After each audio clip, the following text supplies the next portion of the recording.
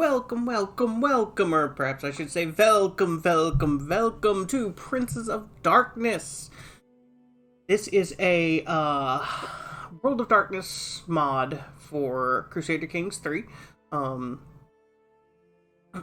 There's a lot of ground to cover, you guys, but I felt this was appropriate for spooky season. I got my glass of red wine here, and I have... Ooh, okay, we got a lot of ground to cover, so let's just get into it, shall we? Dropping frames, but okay, we're mostly okay, it looks like. Okay, cool. So, the World of Darkness is a tabletop role-playing game setting about vampires. And also werewolves and mages and blah blah blah. There's a whole lot of stuff, but vampires are kind of the core. It was the first thing that the World of Darkness was really about, and so I'm gonna do a very quick, very high level thing, just so you kind of understand what's going on. So in the World of Darkness mythology, Cain, you know, Abel's brother from Genesis in the Bible, Cain is the first vampire. He was cursed by God for murdering his brother, and his curse was to be immortal and wander the earth eternally, which the World of Darkness has sort of interpreted as he is the first vampire and the father of all vampires. Every vampire is a descendant of Cain, and the closer you are to Cain, the more powerful you are. Cain sired 3 children. Those 3 children sired 13 between themselves, and those 13 children are the progenitors of the vampire clans. There are other minor clans and bloodlines and whatnot. There's always exceptions and weird stuff that happens, but, you know, it's fun. It's whatever. It's just great. So the World of Darkness chocolate gets into the Crusader Kings peanut butter, and I only recently heard about this when Quill18 started playing it, and I immediately thought, okay, I really want to do this for October, and so I kind of went whole hog with everything tonight. You'll notice the lighting is very poor, but that's by design, but because it's dark and spooky. But you guys, I'm so excited. This is such a natural fit. There is even a World of Darkness Middle Ages setting Dark Ages, obviously, that is centered on, and like, so the mythos of vampire specifically, and vampires, like, World of Darkness has subgenres like vampire, werewolf, wraith, all that stuff. Vampire is almost exclusively what we're going to be talking about. In the world of vampire, there's this whole shadow history where important vampires have lived amongst humanity, and some rule humans, some hunt humans, but a lot of them spend their own lives seeking power and playing, like, games and machinations against each other. For our purposes, I'm just gonna say, like, for example, the Ventru. The Ventru, Hardestadt is a incredibly important Ventru character in history. He was a big deal in the World of Darkness, and here you get to, like, play as him. But I'm gonna do real quick top level overview of all the clans. They're very stereotypical.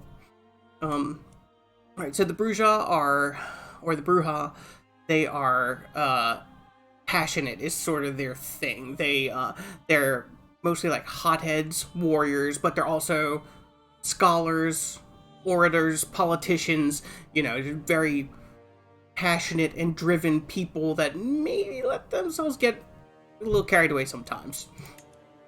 Cappadocians are the kind of death cult of vampires.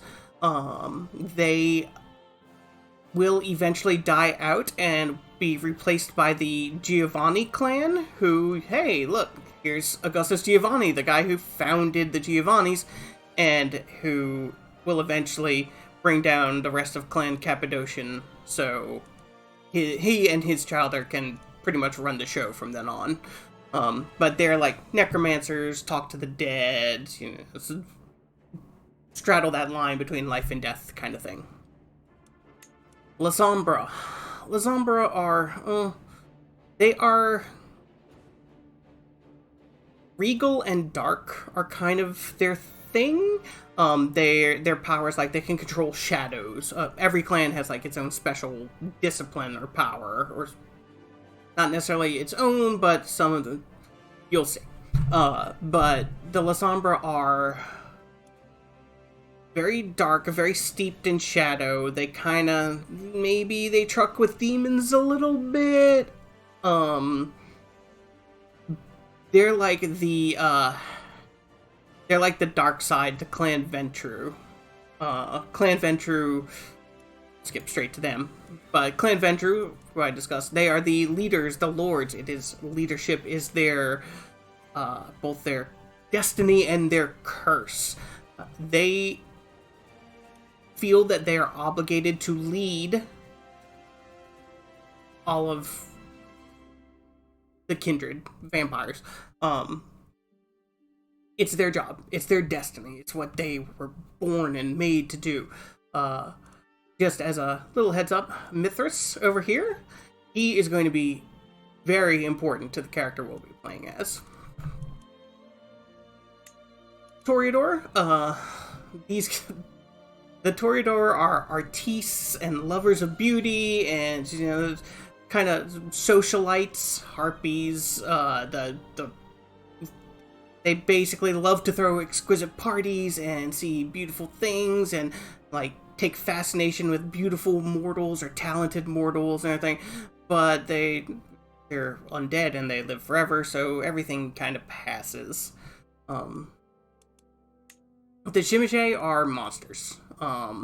Straight up, they are Eastern European vampires who are not...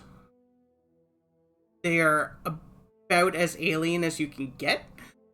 Their major discipline is flesh crafting, where they can like twist flesh and bone, and like they turn themselves into these hideous monsters. You don't see it very much here, but and I'm not sure if by the Dark Ages the Shimmishe have really started doing that.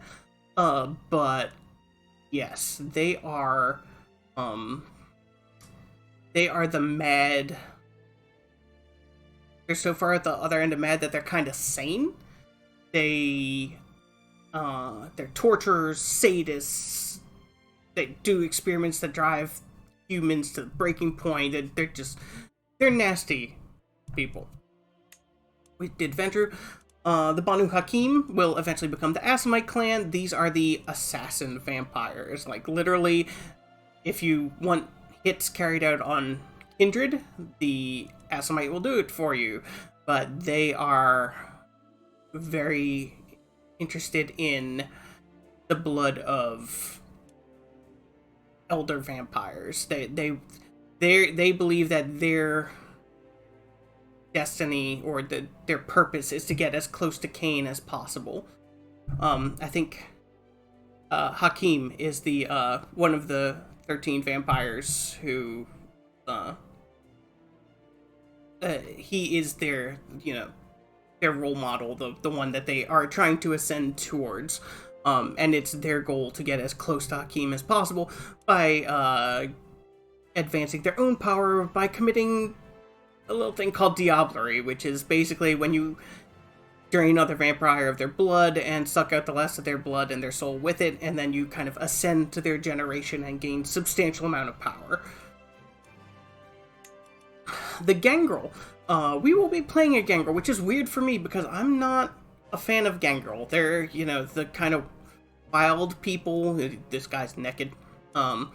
Wild, werewolves, close to nature, a very bestial, very closely tied with animals. That's not really my thing, but the character that I'm playing, she's just fantastic, and I love her, and I can't wait to step into her shoes, but we'll hold off on her. She'll be around shortly. The Malkavians. The Malkavians are crazy. Every single one of them, their curse is that they are insane or broken in some fundamental way.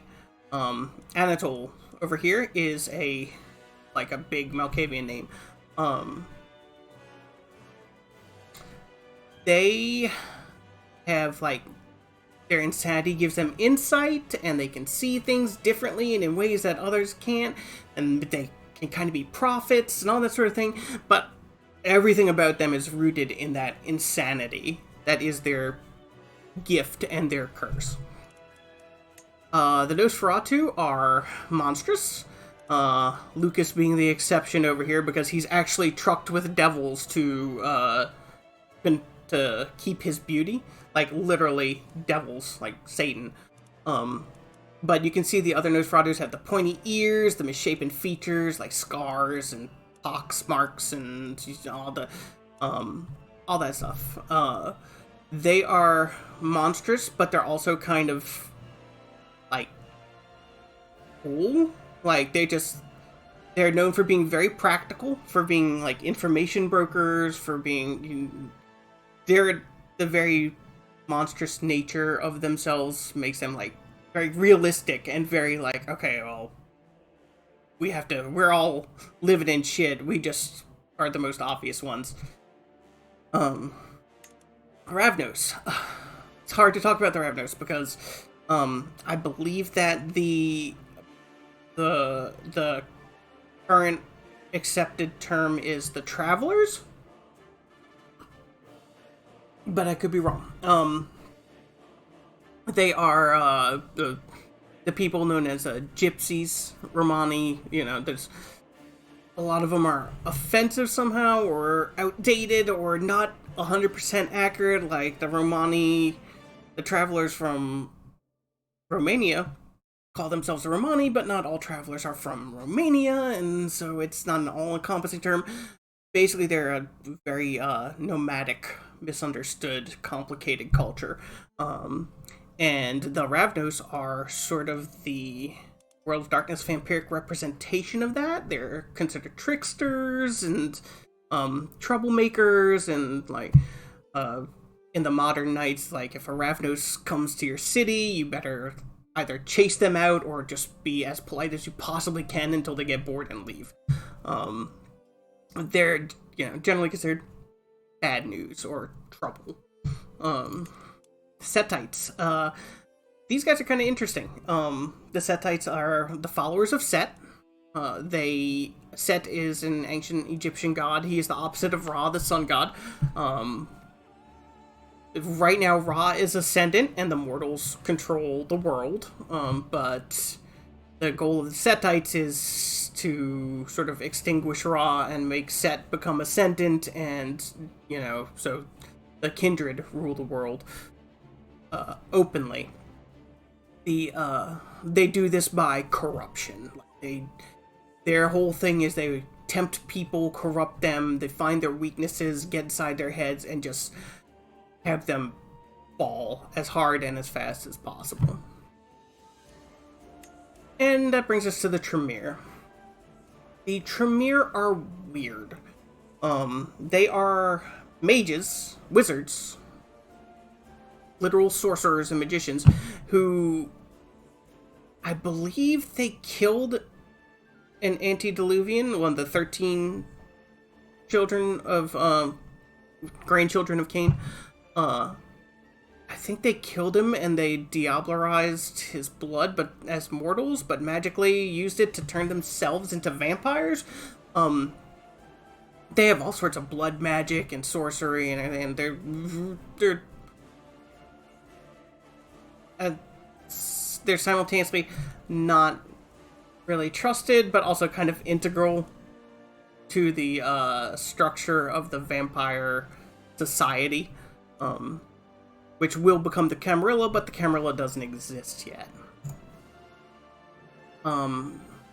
Very quickly, I want to say that this is taking place in the year 1230. What has happened recently is about 25 years ago, the Fourth Crusade happened. The Fourth Crusade was originally launched to conquer Jerusalem and take it back from a sultanate in Egypt, in Muslim sultanate in Egypt. Along the way, the Crusader army ran into financial trouble, and a noble from Constantinople said, "Help me take the city, and I'll solve your money problems." And they said, "Okay, great." So they laid siege to Constantinople, which was a Christian city, and put him up on the put the noble up on the throne. And he was almost immediately deposed by the people of Constantinople. So the Crusader army had no way to get their money, so they're like, well, yes, we're just going to take it out of the city. So they sacked Constantinople, which caused the fall of the Byzantine Empire, breaking it into a whole bunch of rump states, which, if you played Crusader Kings at all, you know that kind of happens. That's just Tuesday for the Byzantines. It happens all the time. But it was a very... that was pretty much the death blow for the Byzantine Empire. Constantinople would hold a lot of territory and remain Byzantine until 1453, which is largely considered the end of the Middle Ages, and also the last possible year that's playable in vanilla Crusader Kings 3. Once the Middle Ages are done, the game's over. Elsewhere, the only other major thing that's happening is the Reconquista is happening. The Muslims used to hold most of the Iberian Peninsula and called it Al-Andalus, but Al-Andalus has been pushed down at this point. They have a few major cities left, especially Cordoba, the capital. Cordoba and Granada will fall within the next few years after this start date, and there will be like a small Islamic kingdom that will hold on in the south of Spain until 1402, and then the last of the Muslim powers in the Iberian Peninsula will be pushed out for good. So that pretty much handles most of that. The things that are happening up here in England and Ireland are more on the vampire side, and we'll talk about those. And the best way to talk about them is probably by introducing Magda of Clan Gangrel, the Duchess of Connaught, the Witch of Connaught. She is just so perfect for this. She was the first one that I'm like, ooh. And I looked at a few other vampires and was like, okay, yeah, they're pretty interesting, but no. This lady is a druidic priest who when during an invasion of Ireland got brutalized, left for dead. Her sire turned her into a vampire, and so now she is hell-bent on revenge against everybody who's ever invaded Ireland. And if you know your history, a lot of people have invaded Ireland. So she is not a delicate person. She is going to be bent on blood and war and conquest and just burning everything that gets in her way. So I think she's great for Halloween. She's a natural combination of Samhain with the paganism and the slasher flick, bloody revenge and gore. It's just I'm kind of in love with her, even though I'm not a huge fan of Clan Gangrel. I'm much more a Ventrue guy, but we're gonna go ahead and jump in and start our game, stepping into the life of Magda, the Witch of Connaught.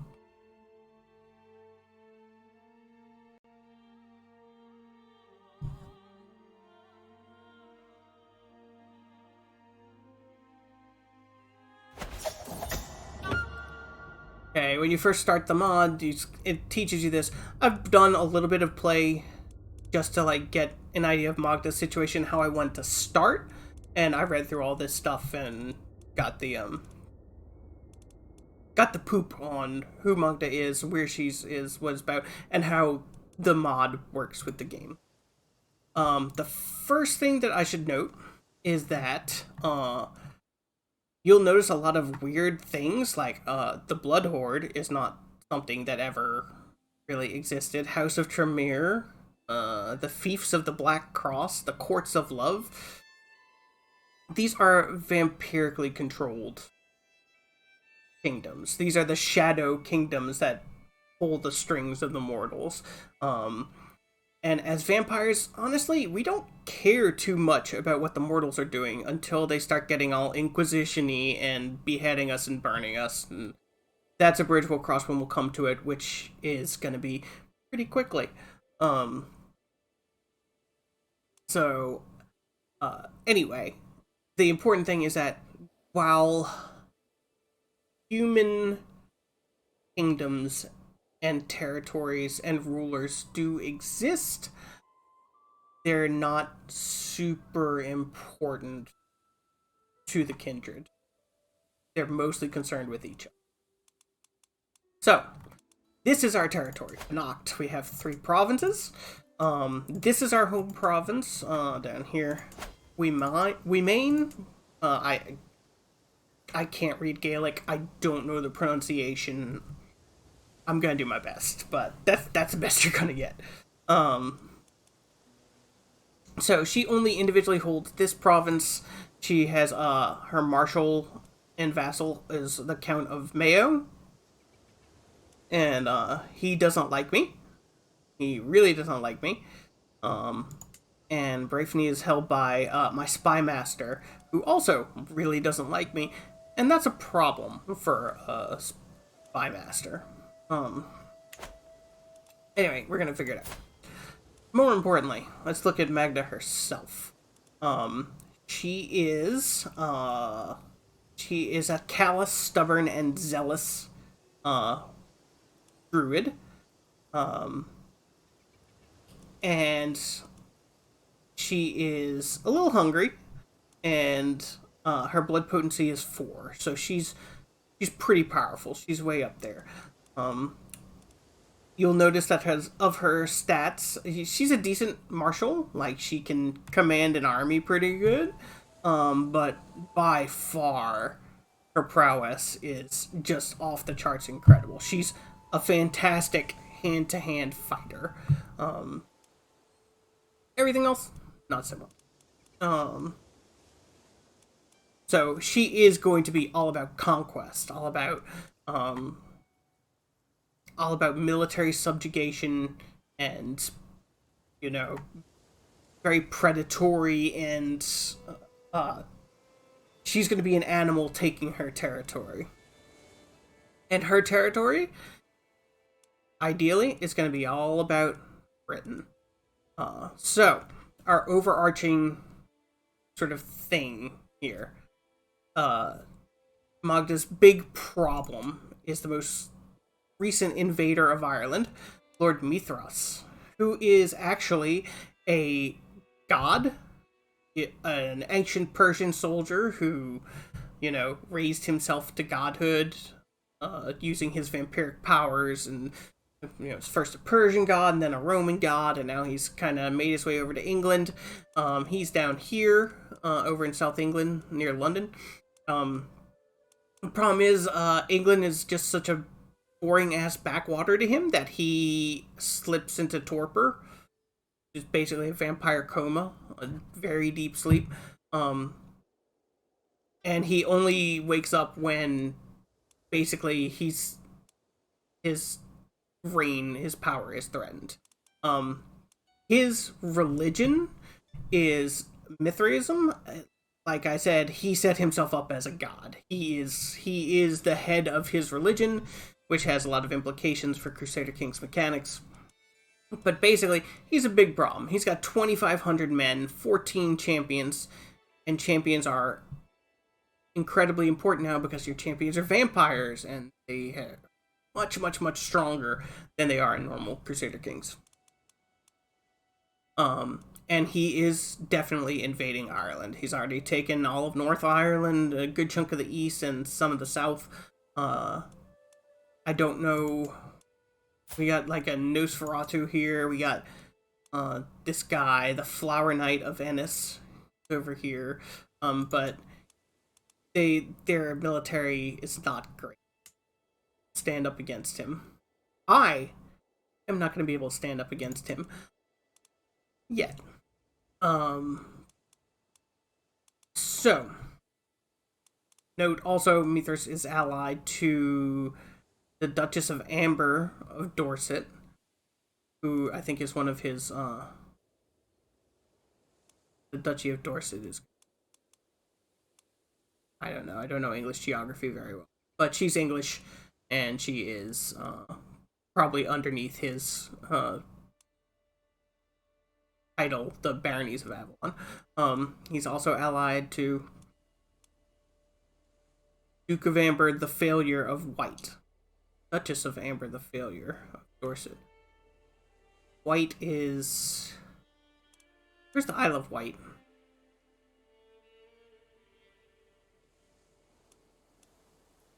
That, yeah, there's the Isle of Wight. Okay. So he has a couple of allies who are his vassals already. That's fine. Whatever. We'll deal with that. So what do I have? What does Magda have going for her? Well, she is very powerful. She has a lot of disciplines, which are vampiric powers. Like, she's very presence, where she's just inherently majestic and charismatic, and she kind of controls everybody around her just by being her. Got potence, super strength. She's a blood sorceress. She has so she's got access to magic, fortitude. She's super tough. Auspex, which is heightened senses, like to the point of being able to see into the spirit realm and maybe a little seeing into the future and astral projection, all that kind of stuff. Animalism. She can talk to the animals. She can maybe become an animal. And she can control her inner beast, where if you lose control of yourself too much, you're no longer sentient. You're just a beast. You're literally just an animal out hunting at night. Celerity is super speed. Protean means that she can shapeshift and do things like give herself claws and meld into the earth and all sorts of stuff like that. Obfuscate. She can make herself invisible or change her appearance or anything like that. Gangrel is her clan. Vampire, this is just, anybody who's a kindred has the vampire trait. Okay. Question mark for her age. She's been around a long time. Okay. The situation, her parent is the Crone Leonin, who, is she is currently in torpor, I believe. Where is it? It's, torpor. So she is asleep right now.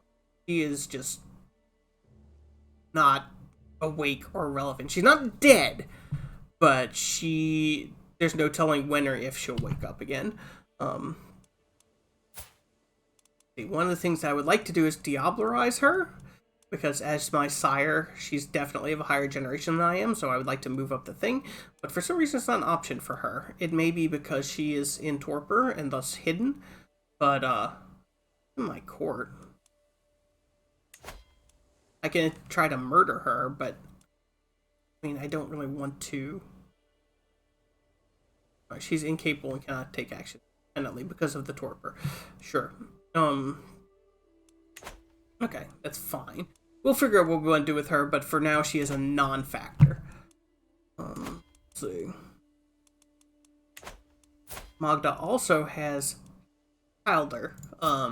In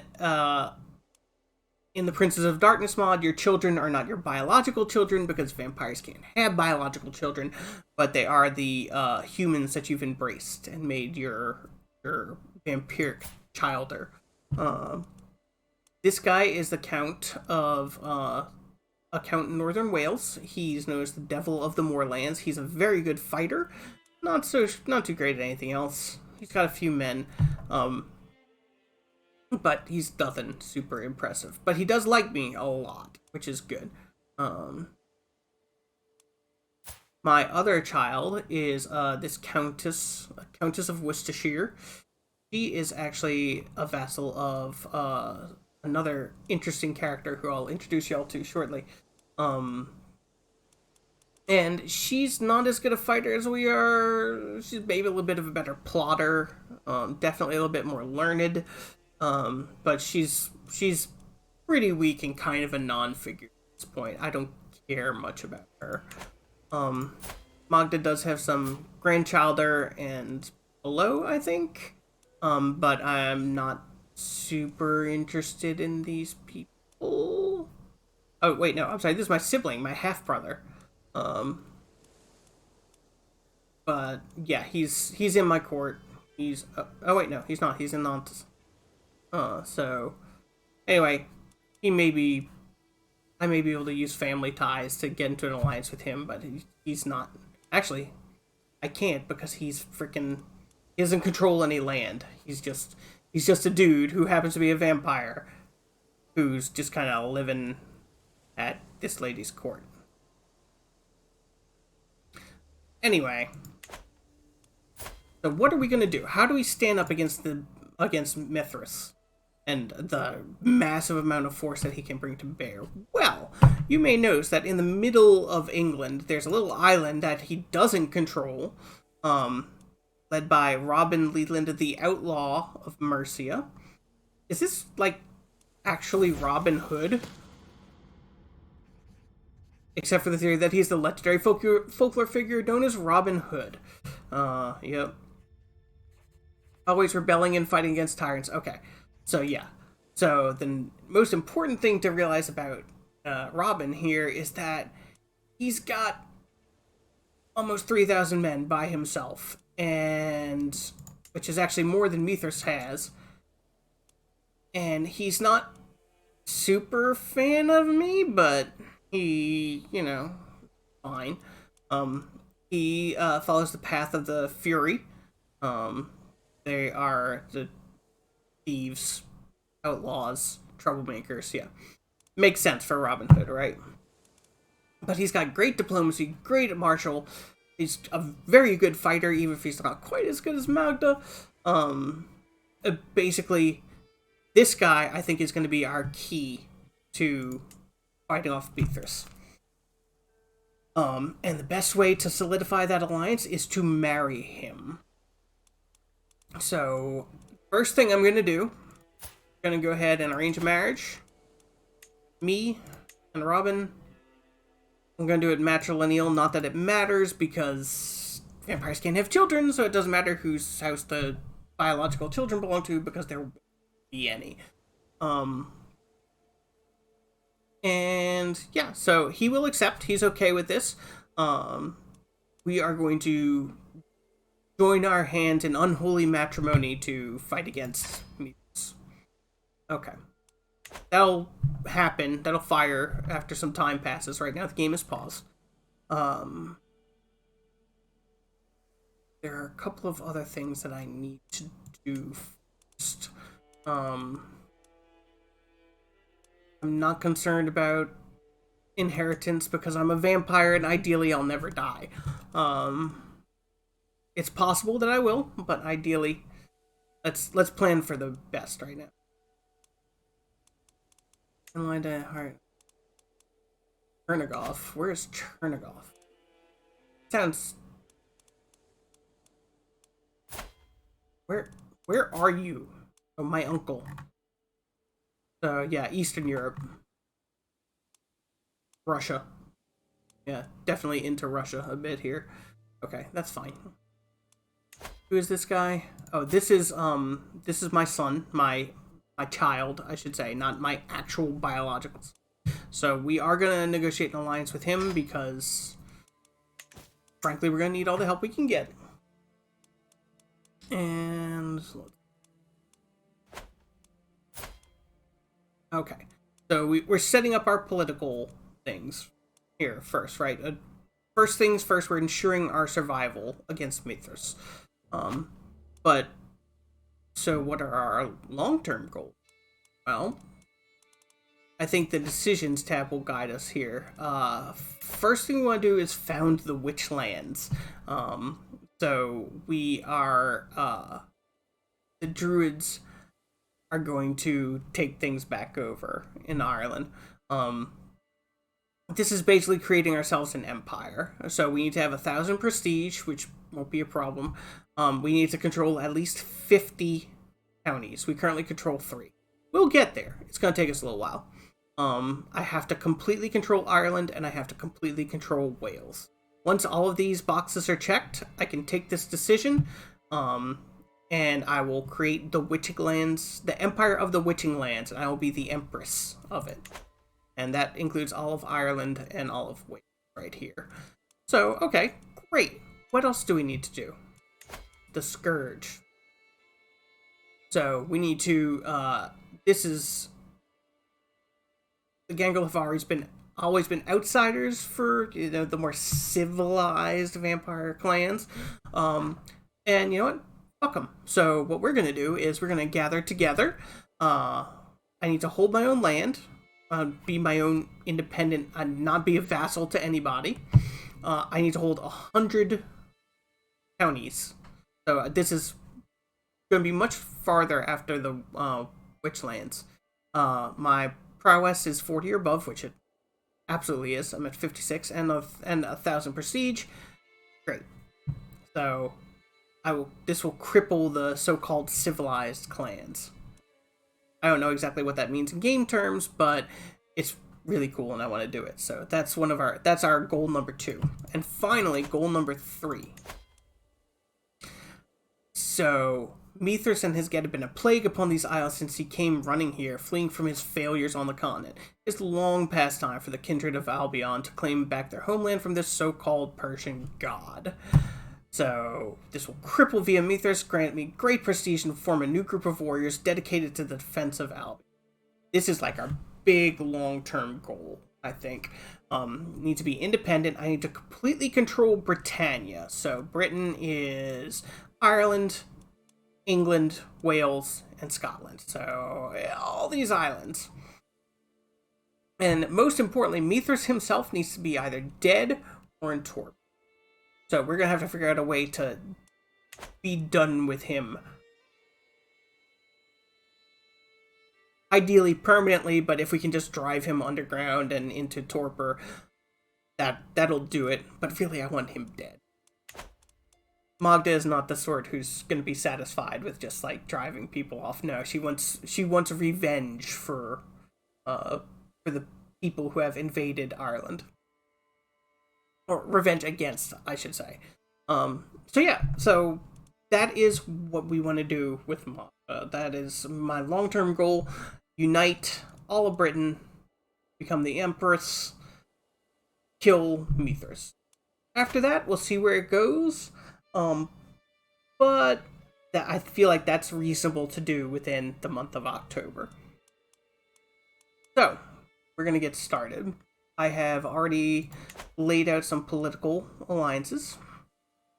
After that, the first thing I'm going to do is start working on taking Ireland back. So, I'm just going to, first things first, I have to choose my lifestyle. You can choose, any of the normal Crusader Kings skill trees, but because vampires... Okay, Christian, we're talking Empire of Britannia here, which is... I'm not getting into the politics of it, but like in-game terms of Crusader Kings, that's where it is. That's part of it. But okay, so you can do the normal Crusader Kings things, but vampires don't learn quickly, so you're at a massive penalty if you do them. You do have special vampiric trees that Magda has already delved into a lot. and those you do progress in pretty quickly. Let's see. So what do we want to do for Magda? Let's see. I think a lot of the disciplines and whatnot will be just showing up in like game events and flavor text. So possibly a lot of the perks are like just to prowess, so you become a better fighter, or resist your scheme resistance or scheme power. But I think a lot of things are going to show up in like the dialogue boxes. So for now, I think we're going to go with Protean, which gives our intrigue +1. And what I'm really looking forward to here is Earth Meld, to where we can, it gives a lot of defensive things against schemes. And alright. And nominate successor. Oh, so succession is elective. I am gonna vote for my son. And these are the other people who can, the two other people who can vote, which are the ones who, my vassals, who hold the other counties. So, fine. Just off the top of my head, I'm voting for my son because he likes me a lot. My child. Sorry. He likes me a lot, so he is less likely to try to kill me to take over. And the other major change to the gameplay is these two bars down here, your blood hunger, where you need to feed from mortals, or you get hungrier and hungrier, which causes your stress gain to go up, and eventually if you get stressed out enough, well, you succumb to the beast and you're no longer a playable character. Masquerade exposure, right now it's at 0, so basically none of the humans know that I'm a vampire, and that's fine, whatever. But I feel like the way that we're gonna play Magda as like this avenging angel, sort of like very powerful figure, sure, she's gonna get exposed pretty quickly. But I haven't played any much deeper into the game, so I don't know how the systems work or the events are going to trigger. I'm really looking forward to finding out. So let's start things rolling. Alright. The Bored God King of England. Empiric history of Britannia is closely linked to the vengeful Mithras. Persian, then Roman god, this fourth generation almost had the whole of Europe following his cult before Christianity drove him out. Retreating with his zealots in the land of the Brits, he quickly gathered power and grew bored of the pettiness of the place. Falling regularly into torpor, the Norman invasion destroyed his seat of power and forced him to awaken to restore order. 150 years later, Mithras couldn't care less about England again, and many of his subjects, like Hugh of Cornwall or Robin Leland, my husband, have obtained de facto independence and plot his demise. Worse, Wales and Scotland are still upholding ancient cells of druidic and Nordic kindred. None can really say if Mithras will once again crush this new opposition or just let it fester under his nose until it's too late. All hail the God King, for now. Predatory inclination. What attributes you utilize for the hunt? I'm a vampire. I hunt people. How am I gonna do it? Violence, charm, deceit, knowledge, or maybe, maybe I'll feed off of livestock or whatever. No. Magda is all about the violence. And let's see, so I can choose predator type alley cat, which will increase my prowess by 3. I'm just like pouncing on my prey and taking the blood. Or I can go with extortionist, where I'm gonna threaten and cajole and bribe and blackmail and extort anything that needs to be done to very forcefully force people to give in to me. And this increases my prowess by 2, also increases my intrigue, gives me a little bit of money, and gives me dominate, which is a whole nother discipline. It's like, I don't know why I would take Alley Cat for +1 more prowess when extortionist gives you all of that so much better. So yeah, we're doing extortionist. And now we have dominate. Okay. Formed an alliance with my child. What? Alright. May sin bless our union, my implacable wife. Okay, great.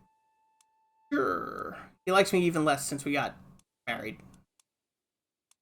Mostly he just doesn't like my house. Well, whatever. Okay, so. Fearsome Magda, one more invader tries to despoil your beautiful island. This Mithras is but the latest in a long list of foreign conquerors taking what is yours. You will not allow it. Your people are long gone, and your faith is barely a memory, even to you at this point. Only your fury remains, and it's time to let it speak for you. The Isles have been corrupted beyond repair, and you will have to destroy everything in your path to make them pure again. It will be bloody, but they are only reaping what they sow. They will all pay. Alright, so one thing that we get to do is in counties with low development, the buildings of Crusader Kings, I'm not concerned about who the head of the gangrel are. So it's like, these things, the buildings are now like things that you do, like you force people to serve in the army, or you concentrate on building up your defenses to your personal haven. You influence the lawgivers, the mercenaries, the nobles. It's all vampiric influence more so than building. However, as Magda, we get a special one that I am absolutely going to be doing in my home county. Let's see here. And that is Magda's Purge. So, it cost me 100 prestige to do, which is cheap, all things considered. And in any county where I build Magda's Purge, I'm going to lose half of that county's taxes, and it's going to slow down the county's development. But it increases the number of knights I can have, and it makes the knights another 10% more effective. So this is huge. Like, basically what I'm trying to do is gather an army of vampires with some mortals in the back, and whatever, they'll do their thing. But most importantly, the vampires are going to be doing most of the fighting. And yes, so absolutely, we're going to start constructing the first of Magda's Purge. I don't want to do it in provinces that I don't already directly control, because I don't want to give my vassals, who hate me, by the way, the benefit of getting more knights, and more and stronger. Speaking of which, let's take a look at our champions. So, you can clearly see we've got 3 vampires here, because look at that prowess. And, like, this is more normal human prowess. In normal Crusader Kings, like, the low to mid-teens is pretty good fighter. So you can see how much further the vampires are along. I don't think she's a vampire. She is a vampire. She's just not a good fighter. He's my steward.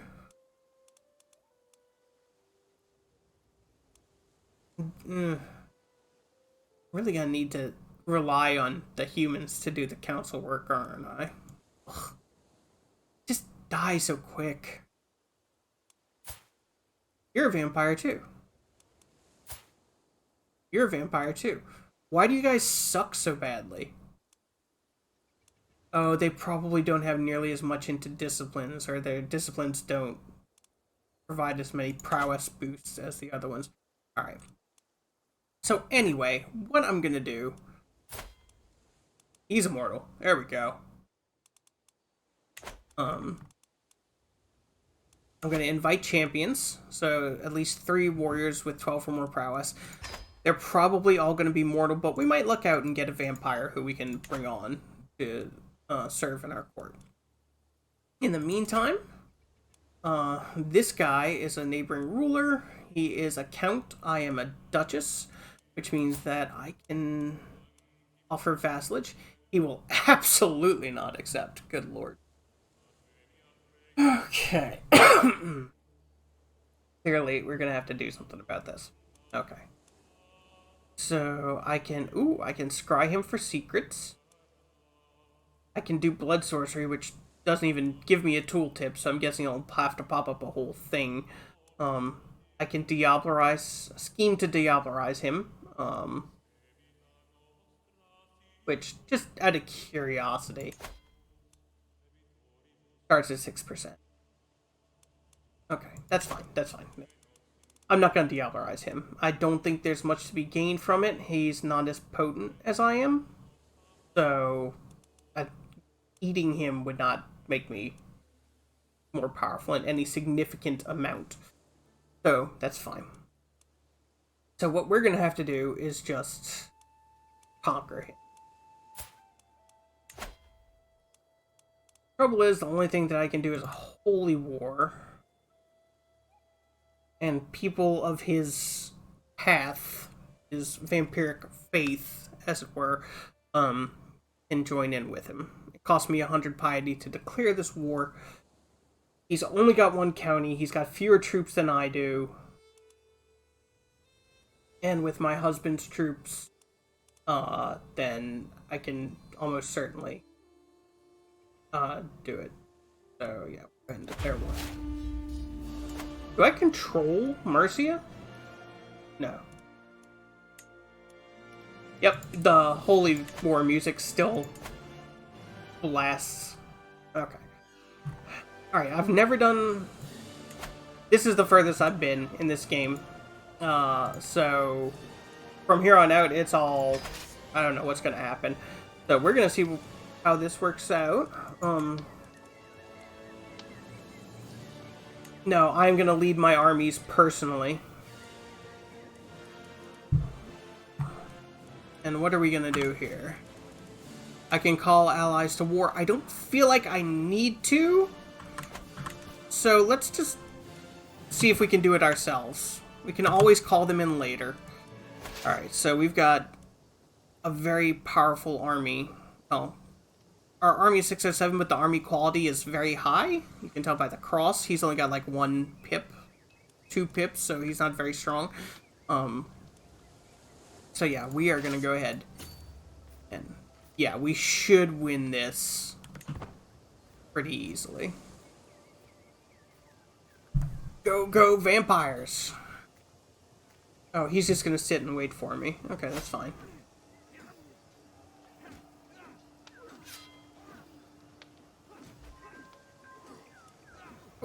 Okay, time out. So, how do vampires die? Well, you can behead them, you can burn them, you can expose them to the sun, or you can diablerize them. Beyond that, that's pretty much it. And let's see here. Okay, so this guy, he's a decent fighter, but he's immortal. Commander traits are still important, so Logistician is okay for like an extended campaign into hostile territory, but for right now, not super important. Alright, let's finish this up.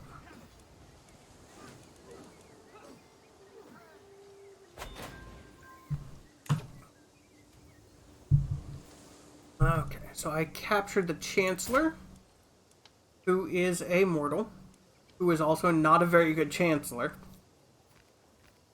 Not much to be done about him. Can I ransom him?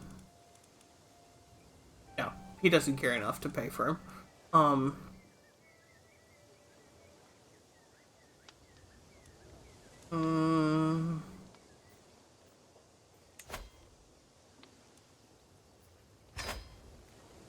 Hey, alright, let's check out what we can do this guy with blood magic. Path of blood. Do I have?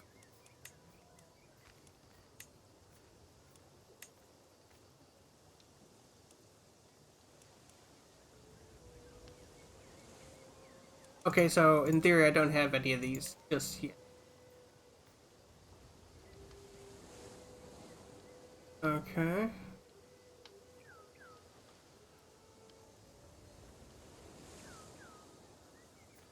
Alright.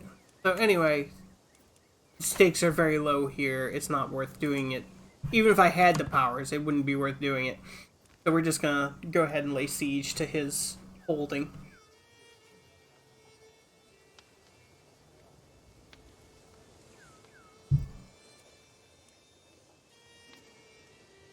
And yeah, to address what Christian said earlier, modern politics are something that I want to avoid. This is all based in the medieval era and its terminology and definitions. And even more so, this is a very fictionalized version of the medieval era. So I'm not looking to start any fights or insult anybody or anything like that. We're just playing pretend here. Alright. Moving along. A joy. That's right. When you ally with people, sometimes you have to help them. Fucking wait. Join me in the war against the... Oh, my husband wants me to help him fight...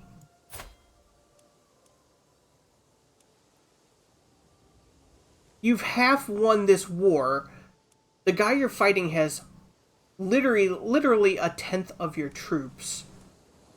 I would lose fame, but I mean, like... And my spouse would not like me, but I need him. Ugh, fine, I'll accept, but I don't actually have to do anything. Because... It's fine. He's gonna win that easily. He does not need my help. But just by me saying, yeah, sure, keeps things peaceful at home.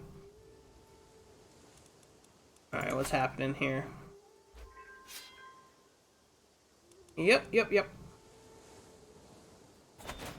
I wonder if the, I wonder if vampires can die in combat. I'd assume that they just have, like, a very, very, very low chance of it happening. But, yeah. God. I don't know if there's something in Princes of Darkness that nerfs stats in general, but I don't think I've seen anybody with, like, good stats. Speaking of which, let me look at my council. I forgot completely about them. I have no available spouse because my husband is busy ruling his own lands, which is fine. My court chaplain is very good at her job, and she likes me. She's my child. Okay. Alright. She's not a super great fighter, but she's definitely better than any of the mortals. Alright, my chancellor. He is a vampire. He's decent in diplomacy, but he could be better. Whatever. My steward is... Aid is just... depressingly mediocre. Who could I replace her with? Really, 8 is as high as it goes, huh? Fine. Well, she's the best of what's here, so she shall stay. Can I get a better chancellor? My marshal would be a better chancellor, but he is, he's got a better marshal rating. Also, just as good as intrigue. But he hates my guts. Ugh, that makes it so much more difficult.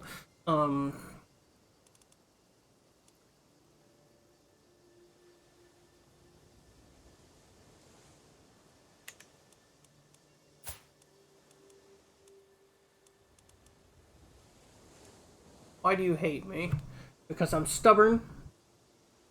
Domain revocation. Oh, I see. I have the option to revoke his domain, so just the fact that I have that power over him makes him like me less. Okay, fine, sure. Kindred Progeny rights. Okay, so I've said that he can make his own vampire children. So that's fine. So he likes me for that.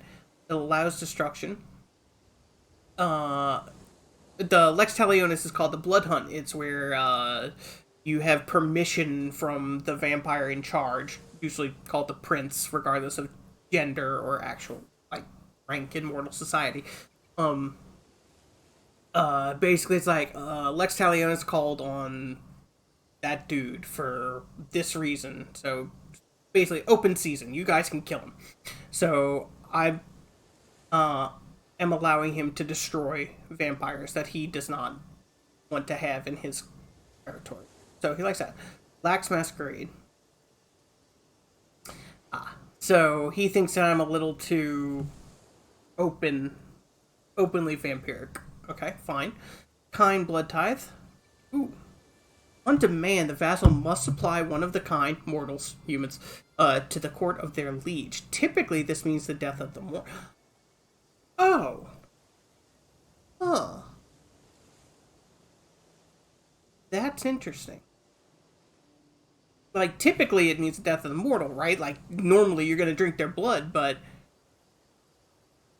it just means I can have him supply a person. Like, if I see somebody in his court who has, like, a high stewardship, for example, I could tell him, hey, that one's mine, and he has to give it to me. And he doesn't like that I have that power. Understandable. Low levy contribution. He doesn't have to provide too many troops to me. He is on the council, which he likes. I have not been reigning for very long. This penalty will eventually fade. Autonomous vassals. He can do whatever he wants as long as he gives me money and troops. Path of the Eightfold Wheel. He is hostile to my path. What is his path? Luminous. Oh, humanity. Oh.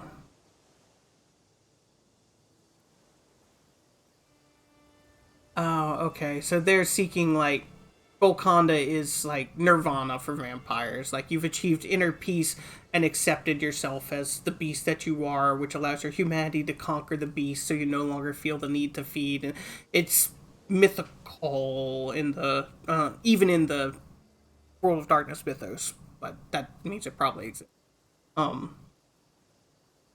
So he is basically striving to reach Golconda. He wants to be a more human vampire. Can I force him to convert? Man conversion. Converts to the path of the Eightfold Wheel. He might accept.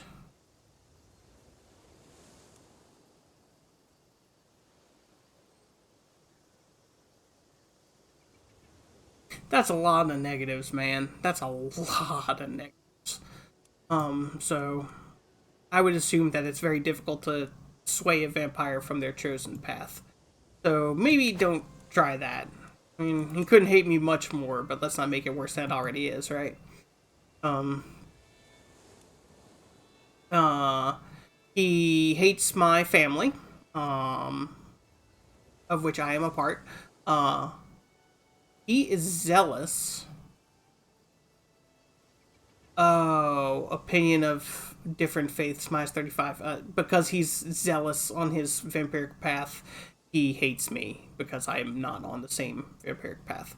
Both of us value self-control, though, so twinsies. Personal diplomacy. My diplomacy isn't very good, so he doesn't like me that much. My callousness, while it's a virtue to him, well, it's a virtue to me and my the Eightfold Path. He is callous is a sin to his path, the Illuminate path, and just callous. He doesn't like me because I'm callous.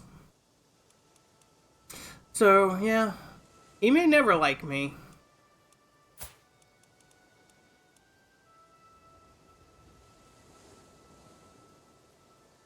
I have to raise my crown authority.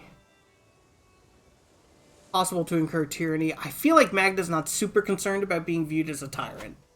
Like, yeah. So that's fine. How are we doing on this siege? 3 months. Husband, how is your little war going? Oh, you've captured his heir. That's nice.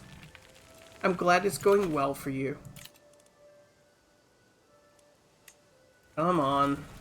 Finish it. Once the siege is done, I will have defeated his army and controlled his land, so I should be able to end the war in my favor.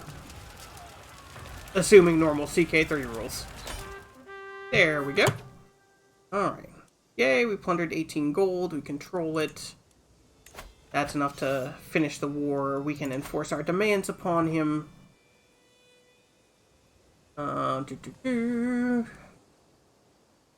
So, our religion loses a little fervor. There's gains fervor. I don't know how that works here. I guess in, like, faiths with a religious head, like Mithraism, if the more fervor they get, the more powerful he'll become, the more troops he'll be able to raise, that sort of. Alright, you're my next target, Duke Melisius. I don't want to go toe-to-toe with Mithras just.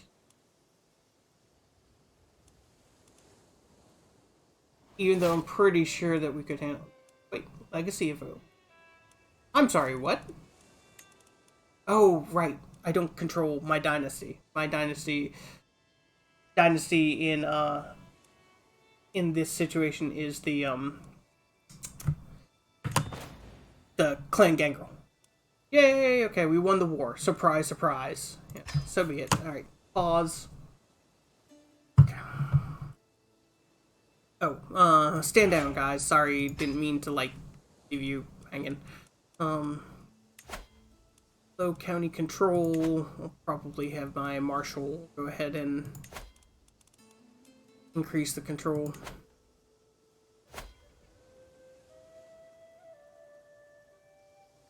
What? Why is the control low here? This is your county, dude.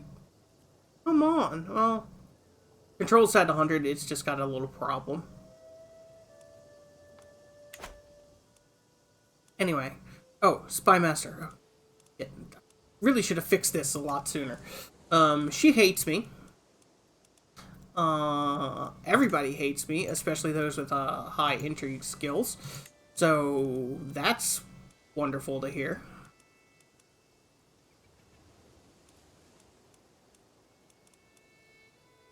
This guy doesn't hate me as much.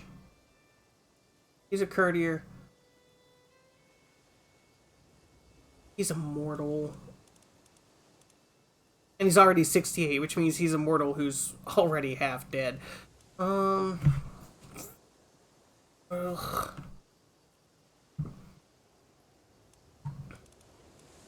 So basically, I would fire her, and then he would die within a couple years, and I'd be right back where I started, except she would be even angrier at me for firing her from the council. So, we gotta do this better.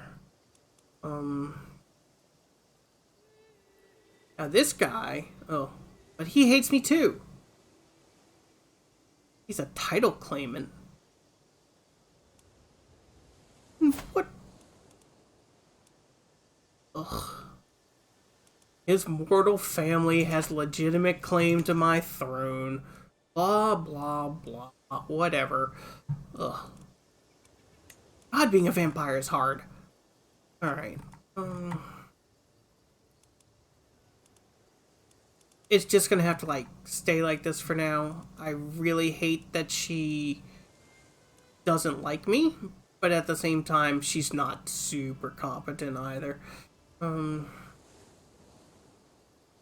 We'd be pretty much friends if it wasn't for the zealousness. Maybe I can renegotiate their contracts. Whoa. Okay. Holy crap. This is different. Alright, so the first tradition, the Covenant. The liege can demand conversion of the vassal. The liege can use convert faith in county in the vassal's lands.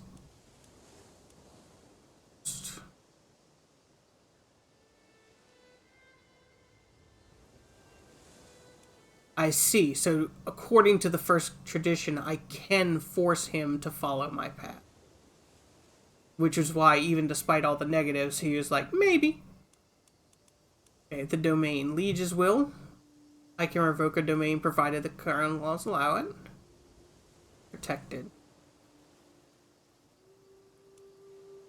So basically, could tell him that he can keep his lands regardless. That'd be a pretty big opinion swing. The progeny. So nobody. Okay, you can create ghouls. Okay, you can create vampires. You can do whatever you want. Ghouls are mortals who have drunk vampiric blood. They are not full vampires, not anywhere close to it, but they are stronger than the average mortal and more long lived. Huh.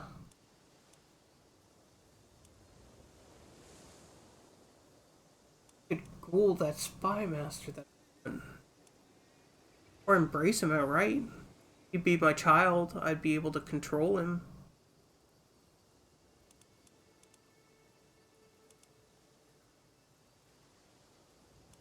Oh.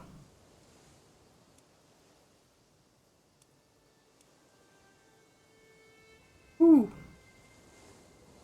So for the blood type, it's like none, which is ideal.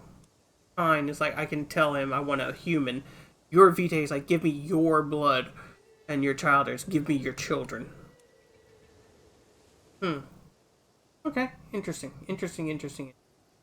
Primogen rights? Oh, that is a seat on the council. Okay.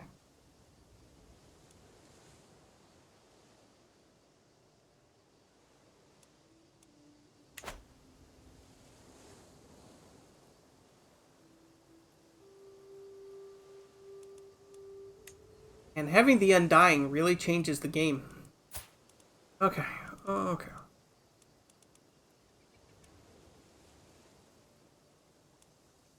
I could embrace him. Fool him.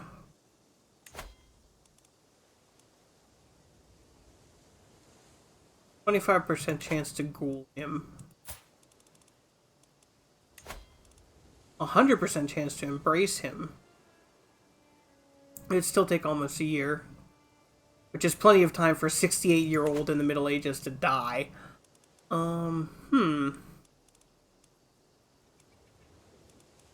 He's very good at intrigue. And if I were to make him my child, he would like me a lot more.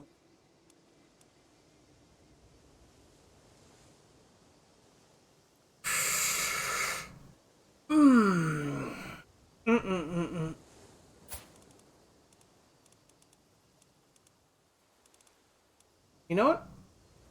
Let's do it. I never would have thought that my first vampiric embrace would be a 68-year-old man. But if I can get somebody who's that much better in intrigue, who actually likes me, instead of this malcontent, incompetent, yeah, I think that's probably a good thing to do. Ooh, you've really got to pay a lot more attention to all the moving parts inside the kingdom. You can't just kind of let it all go. Huh, fair.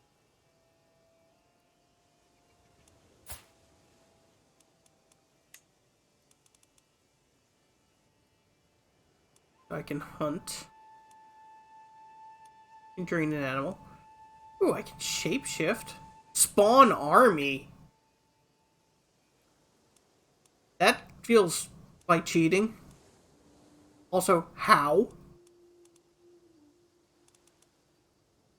Okay, I'm a little hungry. We're gonna go ahead and we're gonna, what kind of worlds am I? Ooh.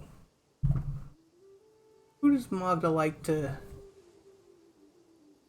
drink? Peasants, scoundrels, warriors, merchants, clergy, and mortals with 1 to 4 humors, which I would assume give me experience. Protean focus is animal. Does that mean that eating animals will give me?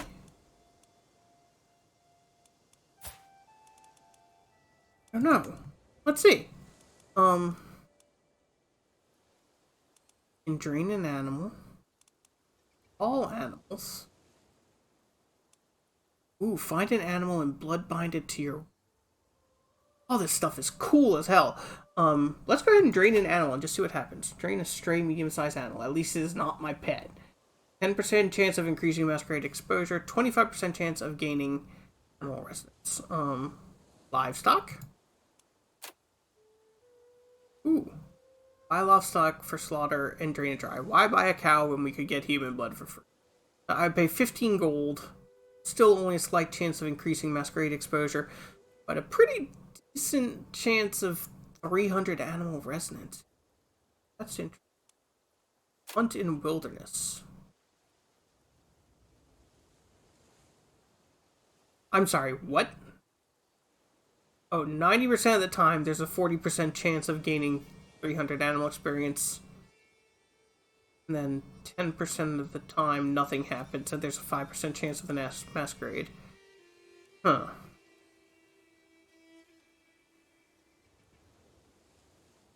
Alright, let's go into the woods. And hunt. Find ourselves a deer or something. Okay. Alright, so this is an aggressive scheme. It's not a,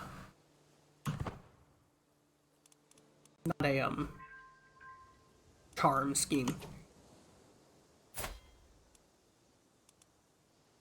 He's cute. He's mortal.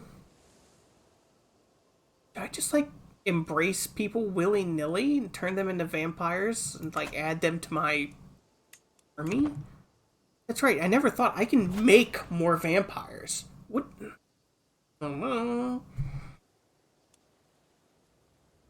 It's fine. So you want to rebel against your...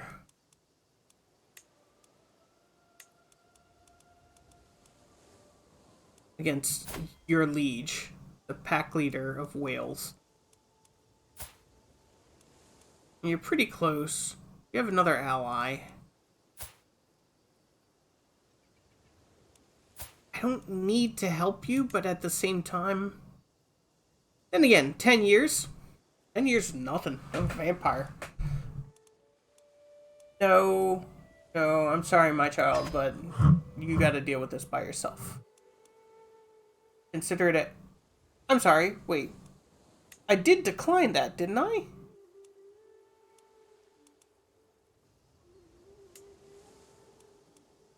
Mother needs to be conquering Ireland, not dealing with your petty Welsh squabbles. Yes, I know I need Wales too, but whatever. Fine. Go ahead and raise the vampires. Alright, now I'm gonna go across the sea. Pay money! Don't get money very quickly. For Gangrel, we don't care about shiny rocks. We just take things.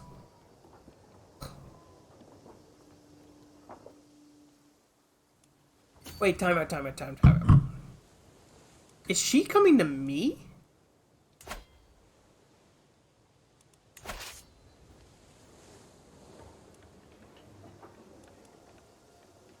She is. Son of a bitch. We're gonna go ahead and meet up with them. Yep, she is coming straight for me. No. Wait, she walked into my lands and now she's leaving again.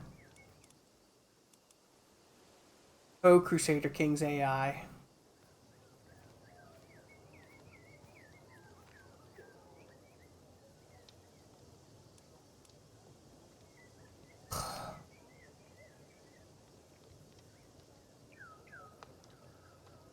I'm not... Just... Fine, just... disband. Wait. Someone in your realm has learned one of your secrets. Your spy master's poor intrigue skill caused this problem. Oh, believe me, I already don't like her. Losing 20 opinion. It's hard for her to go much lower in my estimation. She is a vampire and a decent fighter, so she stays for now. Oh, I control this county, which means that I want to go ahead and add my little... Damn it. The windows are just a little bit off in this mod, and it's kind of annoying. Can't complain too much because just the total amount of content and intricacy of the systems is kind of wow. But come on, guys, it's freaking scroll bar. Fix it. Ugh. Anyway, Magda's Purge. Go ahead. We're doing it. What is my domain limit? 2. Yeah, I should have figured that. Ugh, I need loyal vampires to control my domain.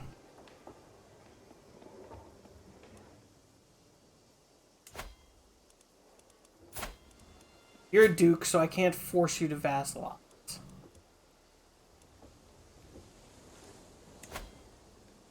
Yeah, I figured that wasn't gonna...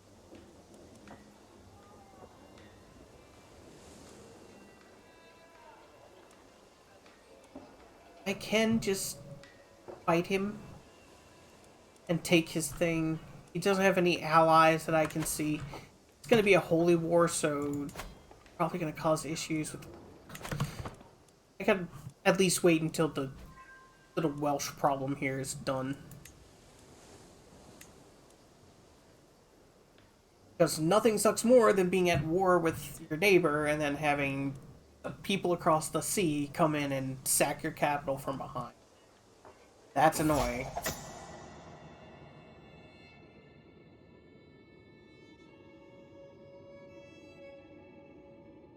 Ah, I have orchestrated events so that Cormac has fallen within my clutches.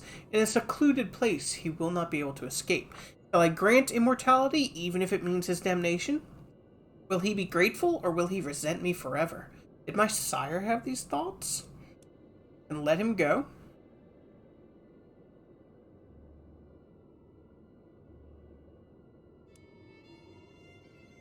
Or I can embrace him?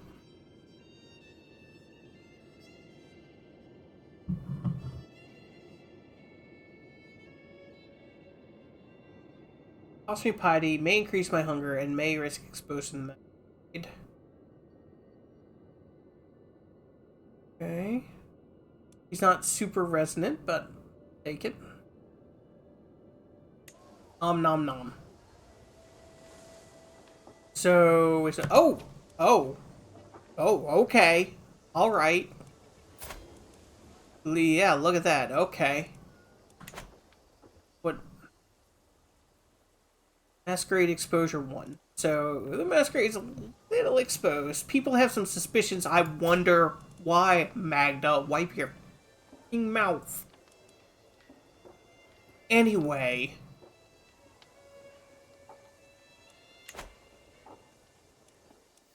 Let's see about this dude that I have here.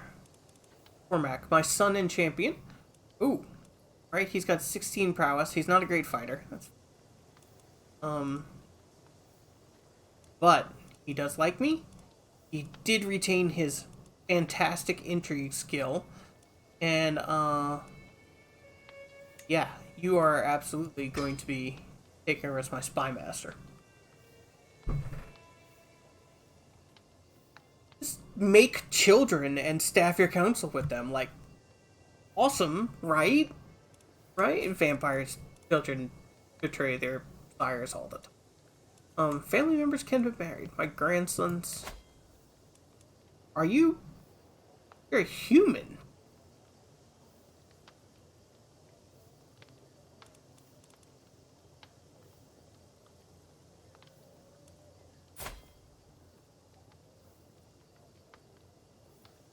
He's a courtier. He's my, like, mortal grandson. Ooh. Ooh.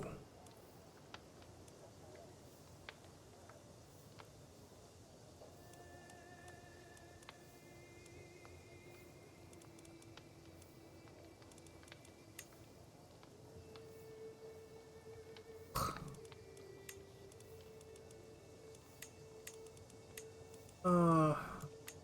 Okay. So anyway, I was hoping that I could... These are all apparently in my... No. Why are these the only people that I can marry him to? What's the... What filter do we have?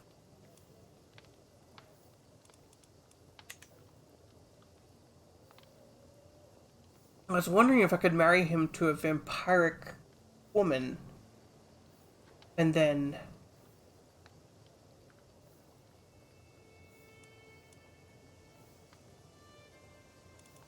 I can marry him to a vampiric woman, and then she'll come to my court, and then I will, like, have a high prowess vampire married to a mortal who is under my sway.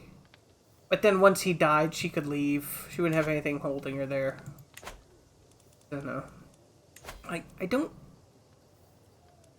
care about my mortal grandchildren.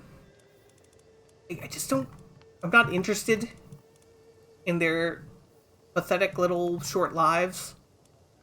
This guy has a lot more marriage options, probably because he's still young. Well, under 50.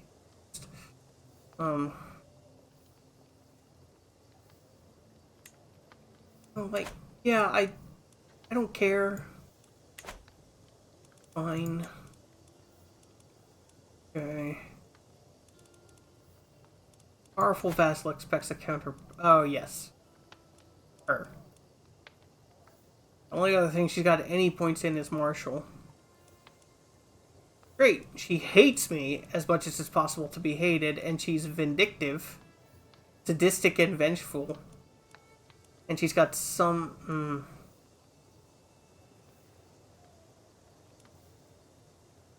She? He? What are you?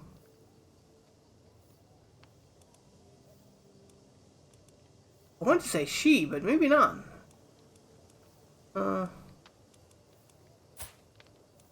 Eesh. It must be Nosferatu. Yep.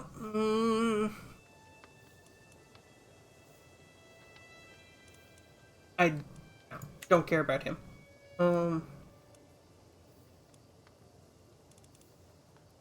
You're a good fighter, but do I keep you around or do I...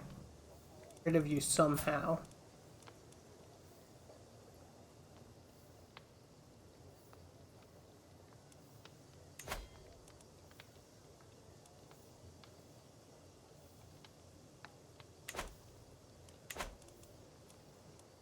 We're just gonna let it roll for right now. I've got a competent spy master.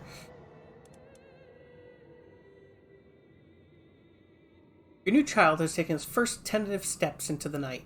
Now experienced enough to understand how to feed, it will soon be time to begin a formal education, which will be very important for his future, but also for your relationship. What will your approach be? Teach him his place? Keep him close with some liberties, or let him figure it out on his own? Let's see here. Can provide obedient if uninspired childer. Keep him close with some liberties, a balanced education, or he'll figure it out on his own.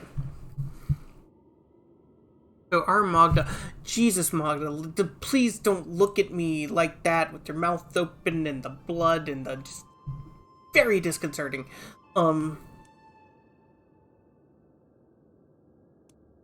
I feel like Magda would pretty much let him figure it out on his own.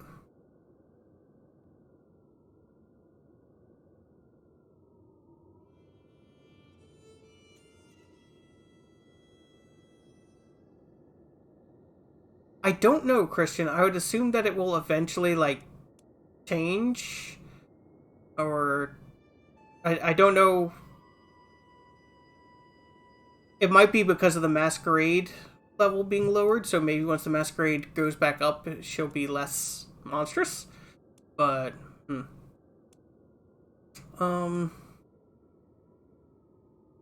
know what, for our first child, we're going to keep him close, but with some liberties. Like, I want him to be on the same path that I'm on,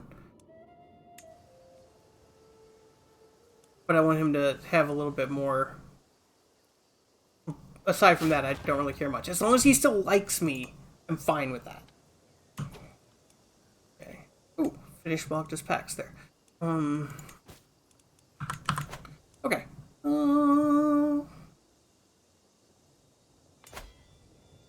Wales is still on fire. They're fighting over there. It looks like she has... Oh no, they're just raiding. Guys, just fight them. You're sieging your capital, just fight them. Never mind, whatever. I need to control Ireland, and that means that it's time for you to be, coming under my control. Gay news for Atu, just pointing that out. Interesting. There were... Oh, her face is less awful. Thank God. What's keeping me from... Your level of devotion is less than faithful. Huh. So I would have to declare 2 wars for counties. Or if I could get my devotion up to faithful, then I would be... I'd be able to declare war for the entire duchy at once. So we're gonna sit tight on that. We're gonna let our... Yeah, I think that the embrace is what made her face look like that. And then, once we decide on his education, it's like, okay, this is where we're at. So far, your child has taken well enough to his new condition. Cormac doesn't make a fuss, he listens to your commands, and is all around a diligent student. It might not last, but it's already better than most child are, so you enjoy it while you can. I'm pleased with you, child, or you'll make a good impression on my court. So, 25 opinion of me for 25 years, or 100 prestige. I'm gonna take the opinion, because I really like having spy masters who like me. It's very important to not get killed.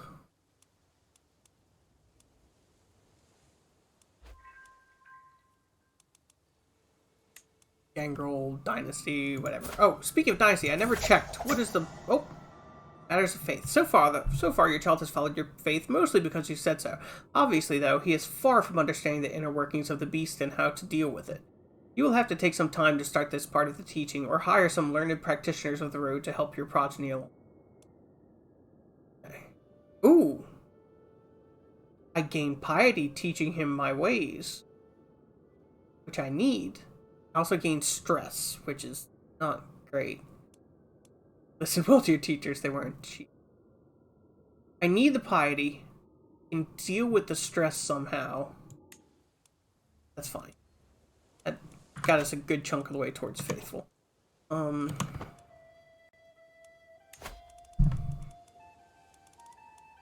do I bleed off stress here? And go on a same way, hunts and feasts. Disturbing reports as your spies have finally tracked the recent vanishing of your child to a group of rebels in the fringes of your realm. These so-called furores... Robin, I swear to God, stop corrupting my children! Are a plague to any self-respecting vampire wanting to abolish the fine traditions of the blood in a vain attempt of freedom. Your child must be quickly shown the error of his ways, or he might even start to believe in these idiocies. Go to your chamber and don't leave it until I say so. I do not want to be rivals with my spy master. That means we hate each other. It will pass as all things do. He's gonna convert, but he does really like me, so maybe it'll be okay. How you doing, buddy? Like, are you good? Are we cool? I gave you the freedom to choose your own, like, destiny and what you want out of your life. Okay, we're still fine.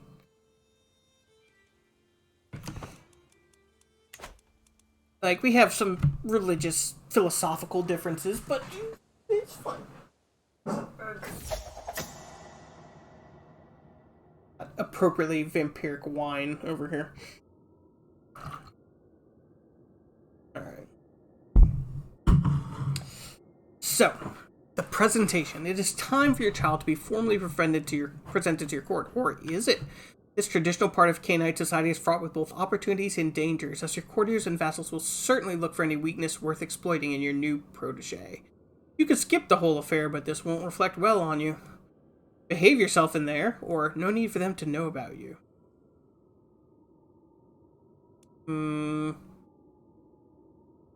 No, she's not like the back alley type. She's gonna let him present himself. And if he becomes a problem, then she's just gonna have to kill him. Ooh, dropping a lot of frames.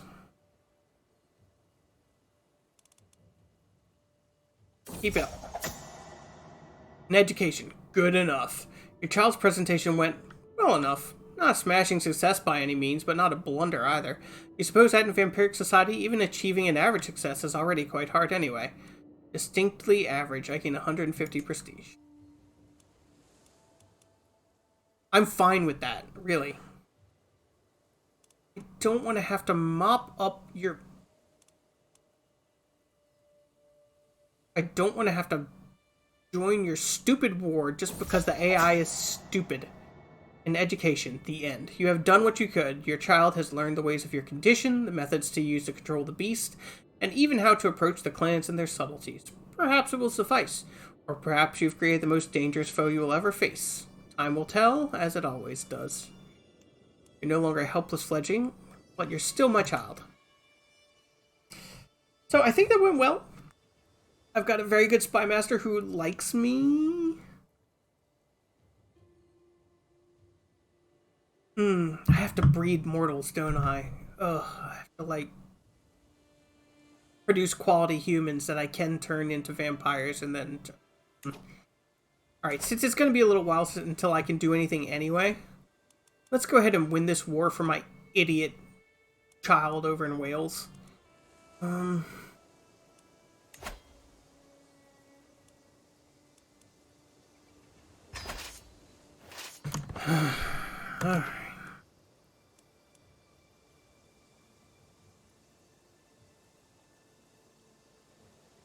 First things first, we need to go unsiege his home county.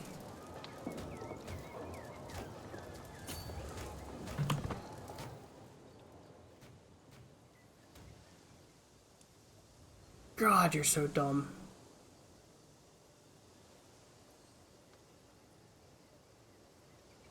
Oh, you've lost already. A war that you had no business losing. Once they enforce their demand, you idiot. I'm glad I have a new child, because you are a colossal disappointment. My cunning son and heir is now held against his will by pack leader, his liege.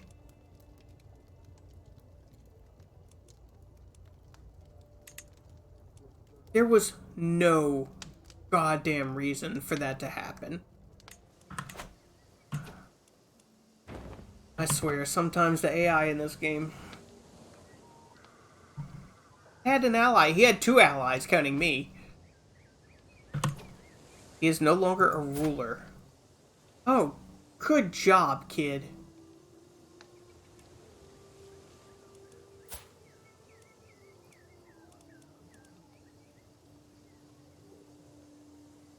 Well, look, I'm going to put a pin in you so that I can at least see when you get out of prison.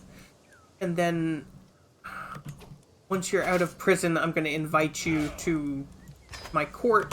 You're going to come, you're going to be a knight with me, and we are never going to allow you to rule land ever again because you're a goddamned idiot.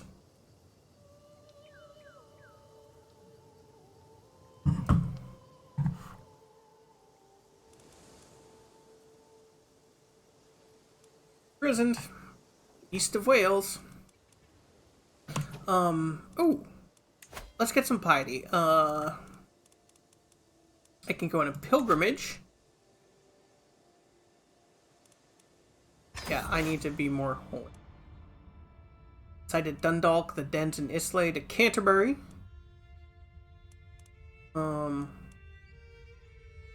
So Canterbury is the most expensive. It's the longest trip. It will give me the most piety. I need that piety. I need to be able to start waging holy wars for duchies. It's really weird how they replaced God with sin, but on brand, I guess. feels weird to read. We're on pilgrimage.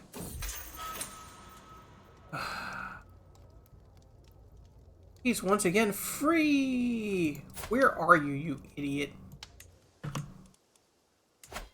Eriri. Where's Eriri? Oh, the county that he used to control.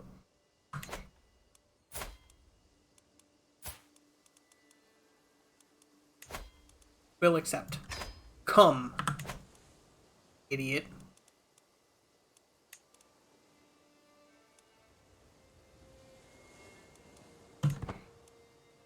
So he's gonna come home.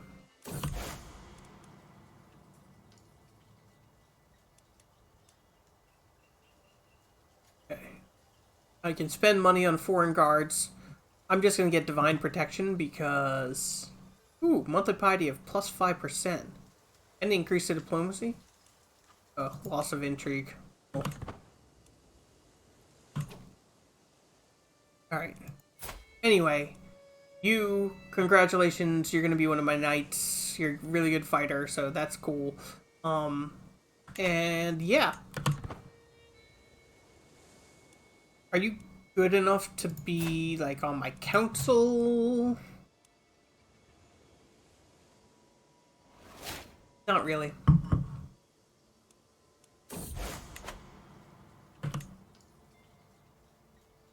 At last I have finally arrived in Canterbury. While some worship in churches or mosques, I know the most sacred of places are in the open forest where bare feet are caressed by the soft and nourishing earth. The old groves here are especially venerable, and I find myself wandering about my place in the natural world as I stand amongst the great trees. I have walked the holy path. Ooh, I might become a wise woman. I got pilgrim. I got wise woman. Known for my dedication to my faith. Perfect. That means that I am faithful. It means I can now declare war for entire duchies. Good.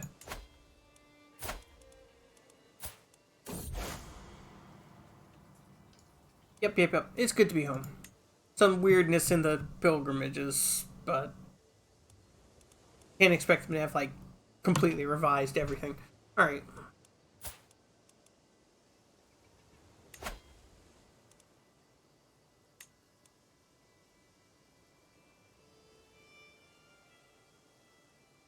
I don't know that there are any other regalis stores nearby.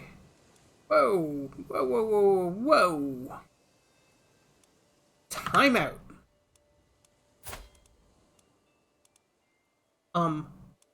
Dearest husband, what happened to all of your troops?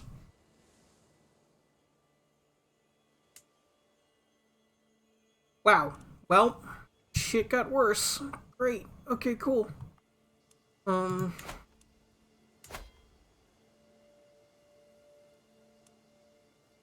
I should still be able to take this guy.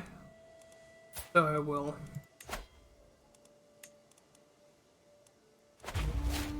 Declared war.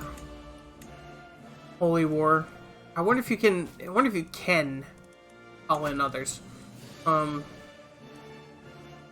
Robin, please come over here and help me fight this person.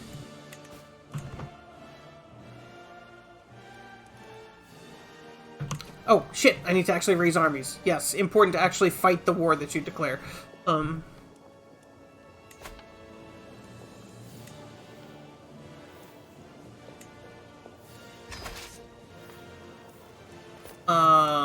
No, I'm fighting a vampire. I need to be leading it myself. Ooh.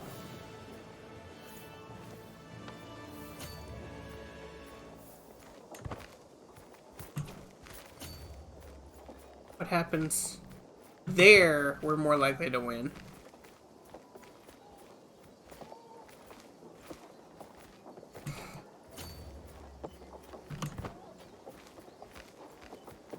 Alright, your movement is locked. You're stuck. Let's do this.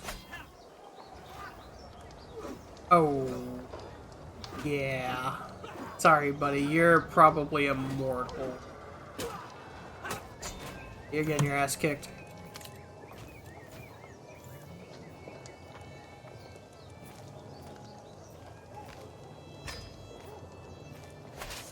Okay. He's mortal that I don't particularly care about.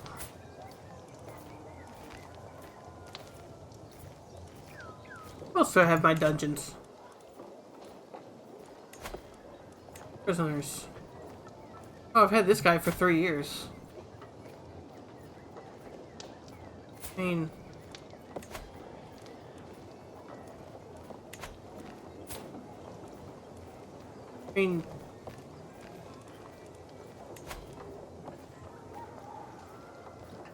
Oh, I gained stress for just letting him go. Okay, well, that's not happening.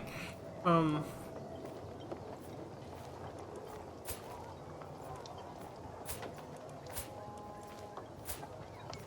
might be a decent marshal, but he's also old and mortal, so no.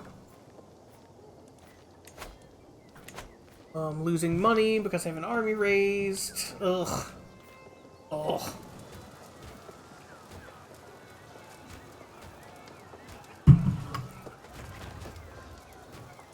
Good, good.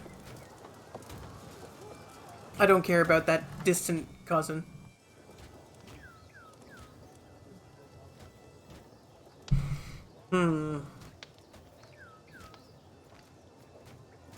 Oh, he's got some siege engines. I don't think I have any. Where's my... Oh, there's my husband.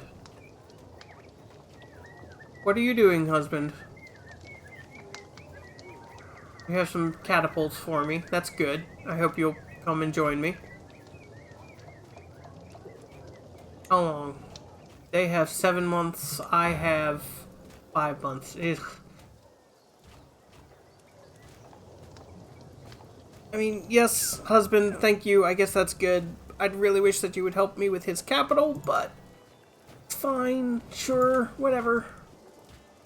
Yeah, I think we got this. We'll win the race, but...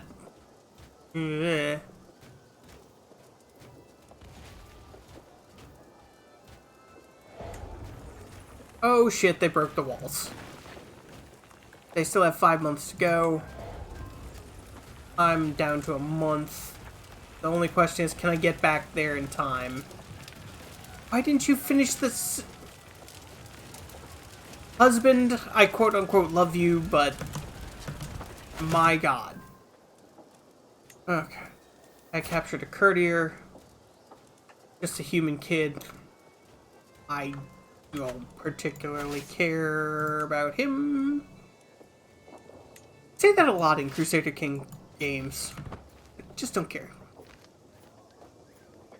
I will win decisively. Alright, let's go win decisively. Can I get there before he finishes the siege? I don't think it will matter, but possibly yes. Western Island is very swampy. Makes it difficult to move around. 20 days. Am I gonna beat him to it? Yes, maybe? Oh, whoo, barely stopped that siege. What are you doing? Okay. Alright, I won the battle. Technically, a slaughter. Oh my god. Ooh. Ooh. 5 guys got away. Ugh. And that won me the war. Ooh, I can ransom this guy. So I'm going to ransom him first. Once I get paid... There we go. Got paid. Now I can enforce my demands. Done. Alright. Expanding our army. Alright. Making some progress here. I have a little too much territory. I need to branch out of it.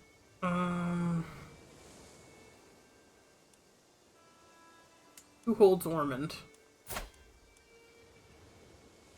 Acha. She is a vampire. She's a decent fighter.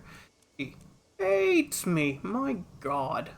Oh, it's called the Bog. Yeah, I guess that makes sense. I'm an American, so, like, my vision of Ireland is green and hilly for the most part. Not don't often think of swamps when I think of Ireland. Okay. Anyway, she hates me, but she's my vassal, and she will serve me for now. She may need to be replaced at some point. We'll see. Okay. Do I have anyone who I care about who I can give this to?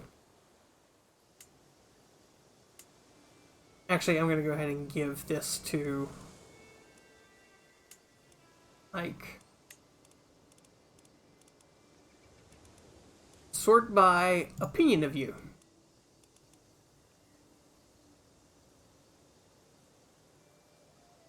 Okay, fine. As my child, under my direct supervision, I suppose you can't fuck things up too much.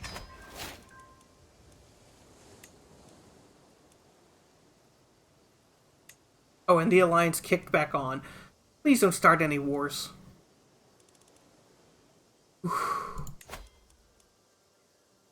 I am going to pass limited crown authority because I want to start revoking titles from my less enthusiastic vassals. Oh. Alright.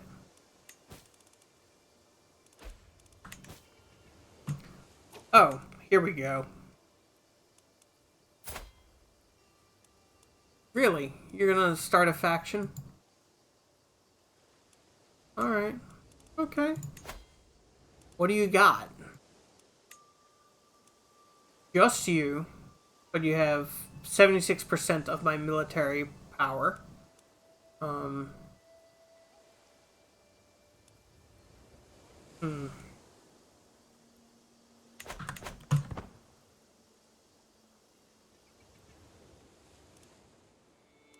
The witch is being more murderous and less witchy. Connaught, is Connaught right? Like, am I anywhere close to pronouncing it correctly? Boggy and fairly barren compared to the rest. After Cromwell beat the Confederates, he was quoted saying to hell or to Connaught. Cromwell was kind of a bastard, in my understanding. Ooh, alright, so both of these... Alright, so you're more powerful militarily, but that's only based on the amount of soldiers you can raise. And soldiers don't count for much when vampires are on the field.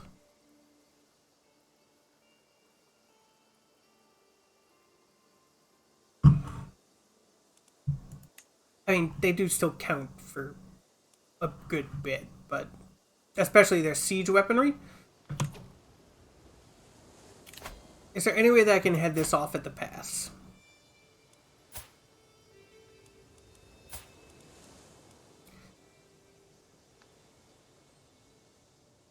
Oh, okay. Oh, thank you. Connaught. Good. Do you have any idea how to pronounce we main? Like, I assume you're Irish. So, yeah, you may at least have some familiarity with Gaelic pronunciation.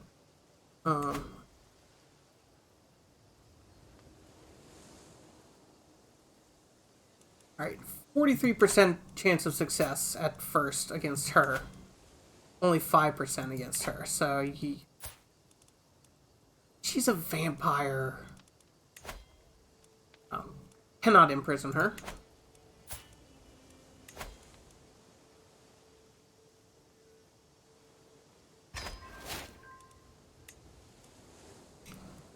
Probably gonna need to recruit some agents to my scheme. Oh, nobody wants to join me. Wow. Nobody wants to come anywhere close to joining me. Oh, they're all terrified of her. Yeah, that makes sense. Okay.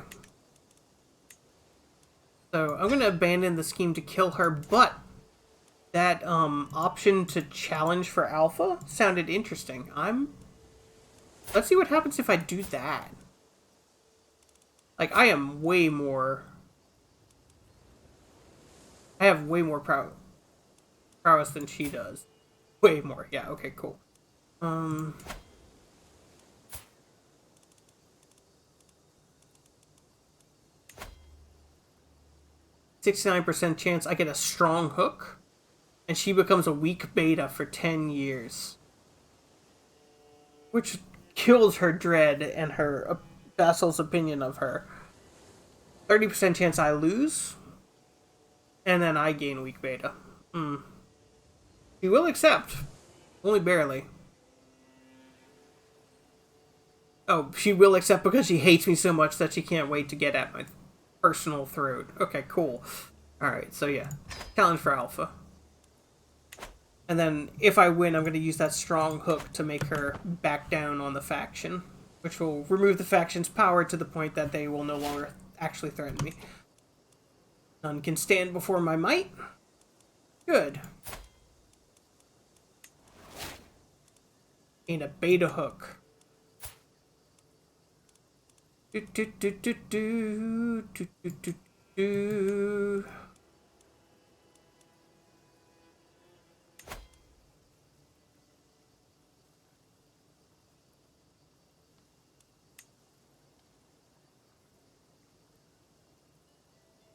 This is an act of tyranny. But, yeah. Oh, Gentle Annie is her nickname. Yeah, she cannot stand up to the Witch of Connaught.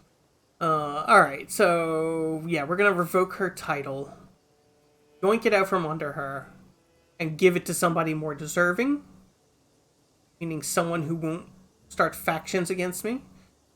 And yeah, sure, I get some tyranny from it, but I see no choice but to bow to your decision to strip me of the county. Well,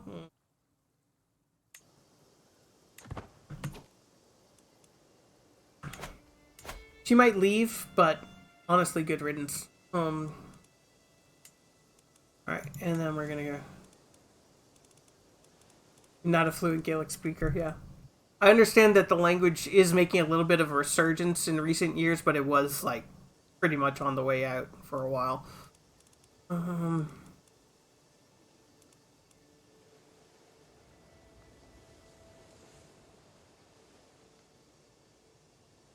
gonna give this county to my spy master son.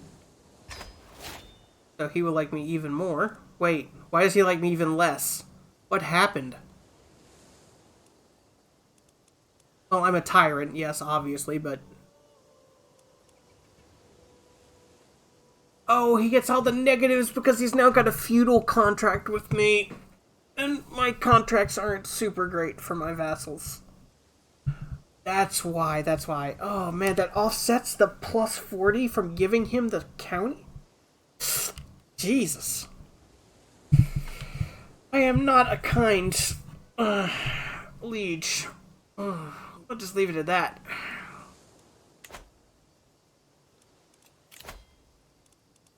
Oh, okay. And yes, you are still going to be my spy master. No, not you. You. Alright, well, he's back to at least plus 39, so...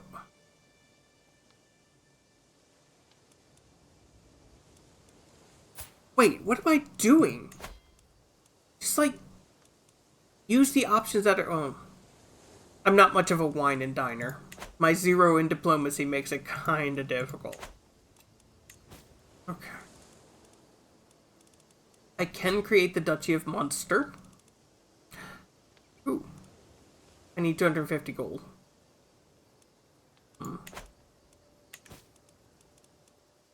Creating the Duchy of Munster will give me a casus belli to take this from Count Hector, who is eventually one of Mithras's cronies. Okay. Alright.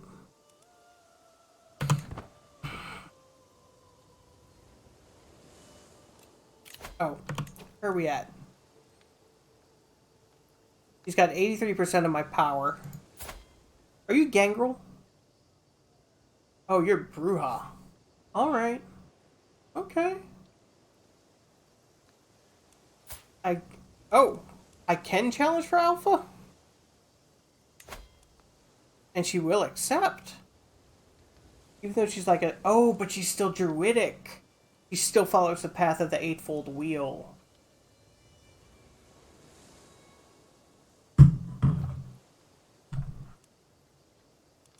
Alright, honey. Gimme.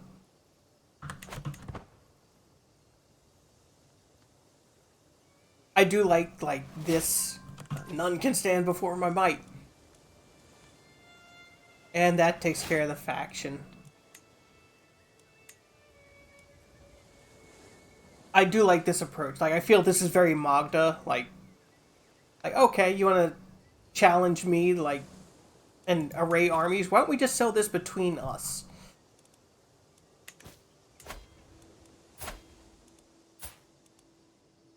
I mean, I still don't understand why it's tyranny, because she was wanting to rebel against... Well, she technically wasn't, like, rebelling for her independence. She just wanted a better feudal contract.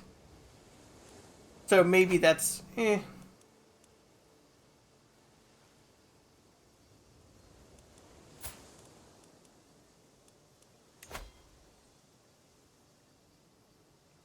will not succeed. Yeah, I figured it would be difficult to imprison vampires. Kind of has to be by the game system, because if you could just imprison the vampires, then you could just execute them and...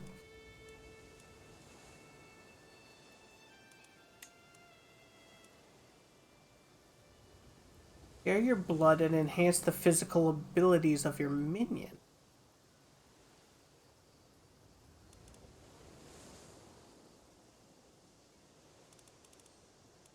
A blood bond.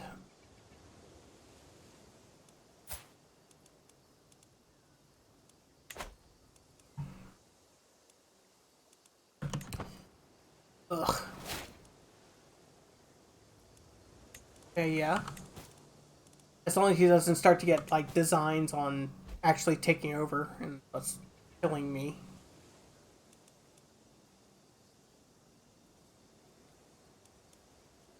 Got way too many cousins. Whoa!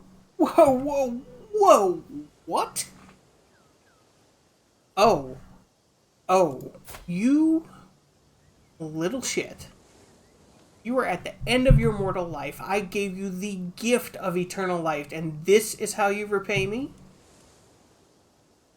Your sexy little seducer ass is all like, oh, yeah, I'm gonna be taken over now. Nope. You need to learn who's in charge. He will accept. Oh, he's Gangrel. He has to accept. Interesting. None can stand before my might. Now, please, step down off that faction. Kids these days, right?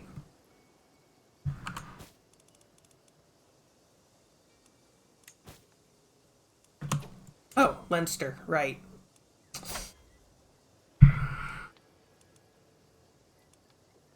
James O'Conley of the Irish Renewal. Interesting. Pretty accomplished tip. Ooh. Look at that stewardship. Dude, I want you to work for me.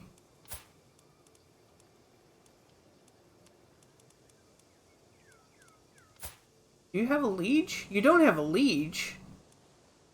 Oh, you're protector. That... He a duke? No, it's just the one county. Should be able to offer him vassalization. Vassalization. Why can't I?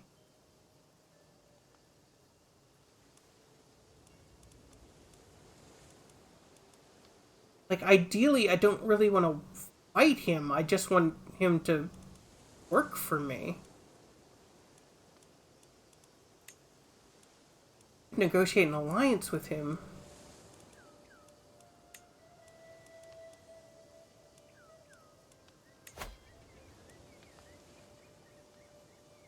Yeah, I don't think Magda's good at seduction. Not really her area.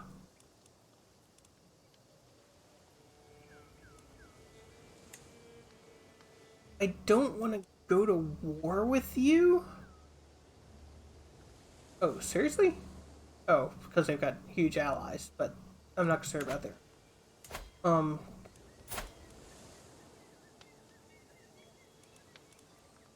Huh.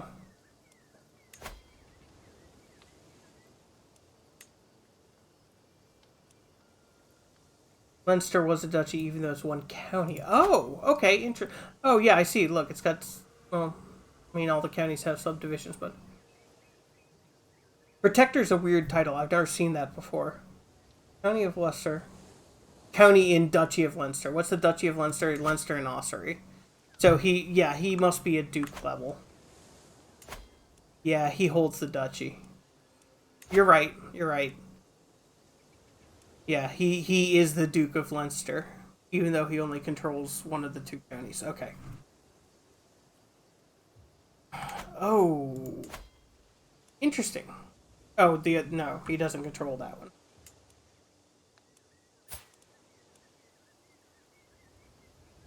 I don't have a valid casus belli. Why don't I? Oh, because we're just astray. There's not like, we don't hate each other, consider each other's paths evil, so I can't declare a holy war. We just like, they're a little weird. Okay, then we're gonna have to do this like OG style for fabricating a claim on his county. Um, how long is it gonna take? Did it say? At 12 months. My husband is having affairs. Every movie we watched. I don't care as long as his armies are still willing to ally with me. This is entirely a marriage of military alliance. I do not give a shit about Robin personally. Although it is pretty cool that I'm married to Robin Hood, am I right? It's really interesting, some of the like historical figures that pop up in Vampire.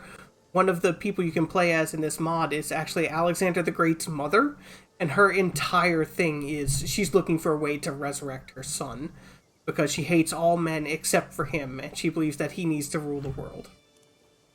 But she wasn't allowed to turn him into a vampire.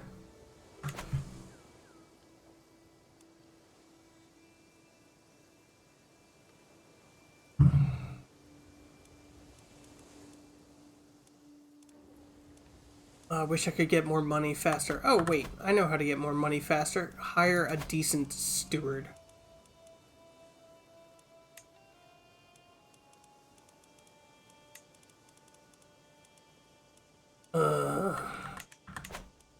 There is a decent steward right over here. But first I have to conquer his land and make him into my vassal, and then I can... I'm sure he's not going to be happy with me, but it's not super important that your steward like.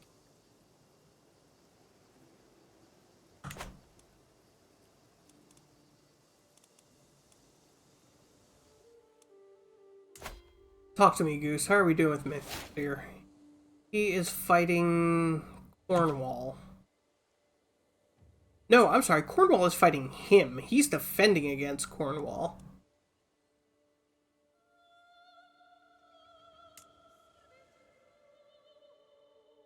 You're fucking crazy. Oh, he's allied to the Duke of York, who wouldn't join him anyway because Mithras is his liege. So you're attacking Mithras, a like literal walking god, commander of 2,000 men, and who knows how many vampiric knights. You're attacking him with your 314 dudes, and maybe some knights. Why would you do that? Also, who are you? Witness to the end times? The Duke of Benevento?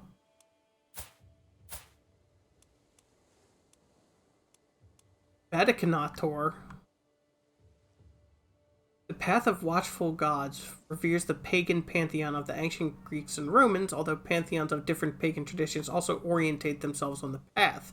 Vampires on this path devote themselves to serving the gods through making regular sacrifices, honoring and protecting that which the gods deem sacred, and adhering to strict codes of honor. Via Deorum Vigilance.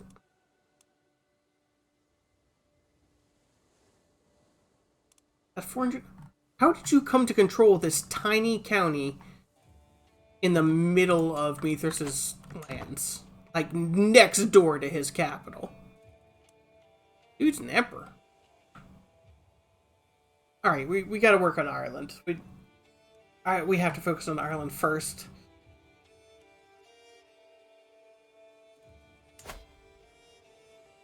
Somehow his power needs to get broken down a bit.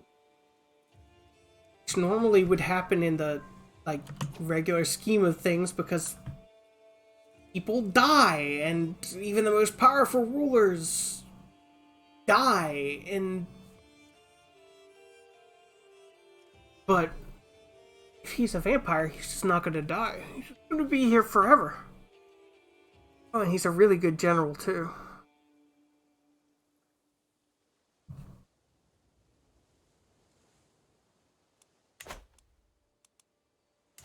So how do I undermine him? What can I do?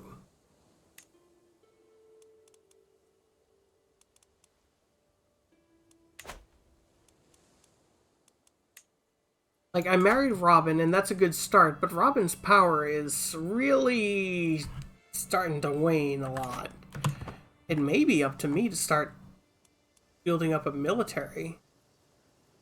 But if I'm going to do that, I need money to build, like, the buildings to train up the military. Wait. Wonder results in claim. You get an unpressed claim on the county of Leicester. Oh, his chancellor fucked up. Who gets a Nosferatu as their chancellor?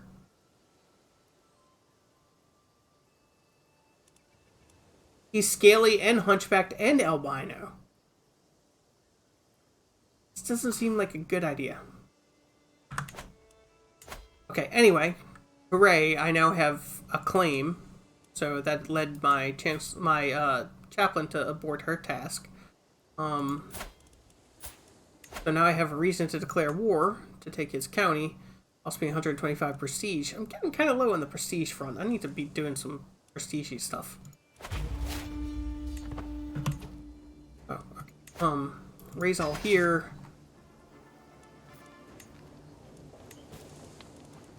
I don't feel like I need to call on my ally. What's he got? 639 men. I've got more than that, and also probably better vampires.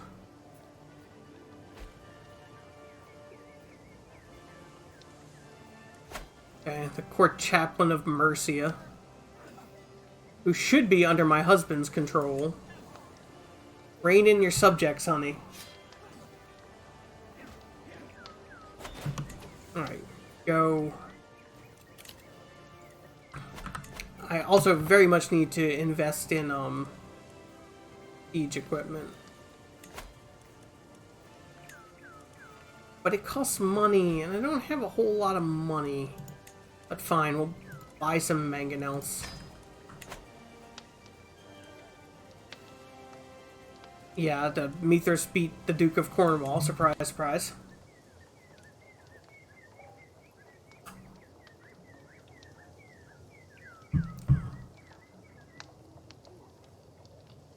I never noticed bird song in Crusader Kings before.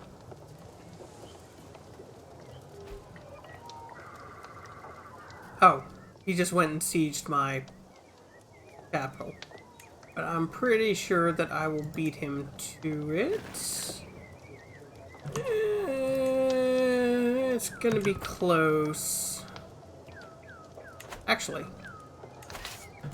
checking my army, do I have a commander who has siege specialization? I do. Well, I don't yet, but if I can...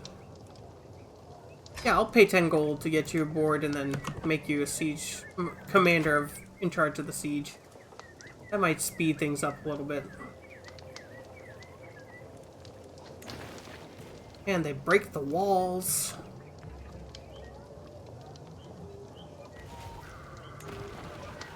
We really need some catapults. No! No, no, no, no, no! No, no, no, no, no! No, finish sieging. You no go nowhere. I'm trying to close this damn window and actually set out to sea. Are you important? Do I care about you? You have a claim, but whatever. I mean, you're a decent steward and decent diplomat, and you kind of like me.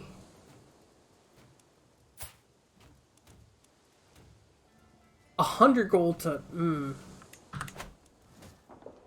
Yeah, no need to hire him. 30 days left.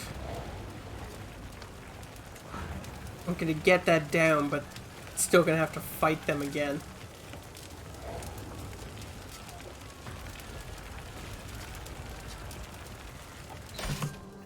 Oh! Never mind, I'm not going to have to fight them again.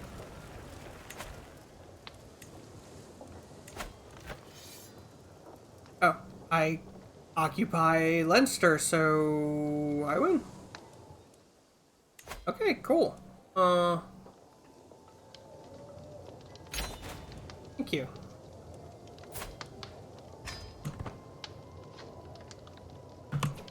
Wait, where are you? Oh, he's Robin's child. Ooh. Sorry, honey.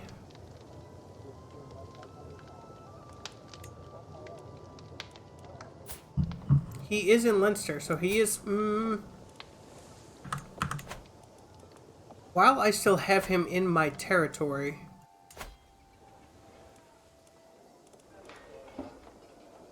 Actually, dude, you know what? Here's the deal.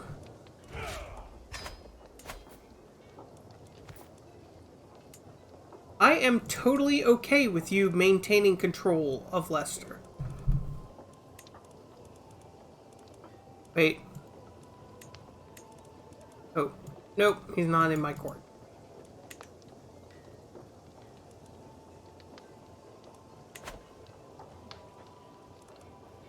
And I've lost him. God damn it. The title got destroyed. County of Leinster, no. Title history. Where are you? Still in Leinster.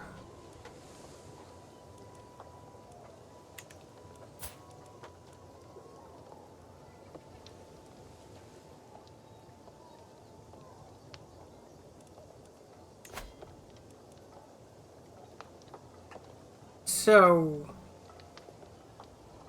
now that I've taken his lands from him, what's going to happen is I'm going to challenge him to personal combat. He'll accept for some fucking reason. And then I'm going to beat his ass. I'm going to get a strong hook on him. I'm going to use that hook to invite him.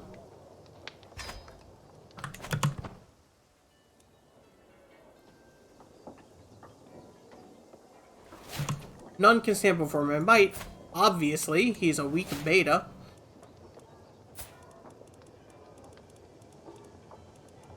But I can now hook him and force him to come to my court. Where, as much as he hates me, I am still going to give him back his land. Like, you can have Leinster back, dude. I just want you to come work for me.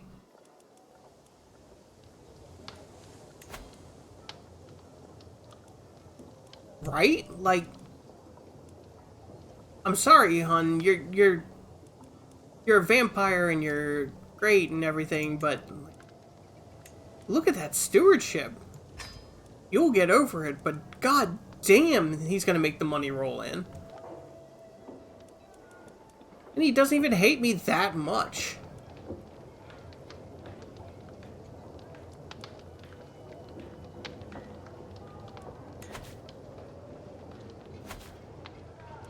Bring them under control, damn it.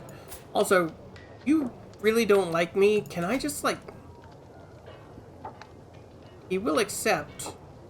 I'll probably win. I mean, like, there's still a 1 in 4 chance that I'll lose, and if I lose, he gets a strong hook on me, and... do bad things with a strong hook on somebody. It's not a necessary risk at this point, let's say. Dynasty has unlocked Seawolves. I need to look at the frickin' Dynasty screen and see what the hell we're doing here. Open Legacies. Gangrel Legacies. Legacy of Odin. Skirmisher damage plus 20%. Skirmisher toughness at plus 20%. Can recruit wolves as men-at-arms. Like literal wolves. Yep, literal wolves. They're light cavalry and they counter rats. I would think cats would counter the rats, but whatever, it's fine. Legacy of Matasuntha. Light cavalry bonuses. Legacy of Hukros. True faith creation and reformation costs minus 50%. Okay, interesting to know. Legacy of Dobril, plus 1.5 piety a month. Unlock special character interaction to challenge other characters to duels for hooks. That's it. That's why I'm able to challenge people for alpha status. Interesting. Legacy of Rufus. Rufus. Control growth plus 1.5. I don't want that. Like, my special building relies on my counties having low control. Speaking of which, oh man, so low on prestige. Okay. I need prestige. I need to, like, do things. I can hold a mystical communion. Guidance.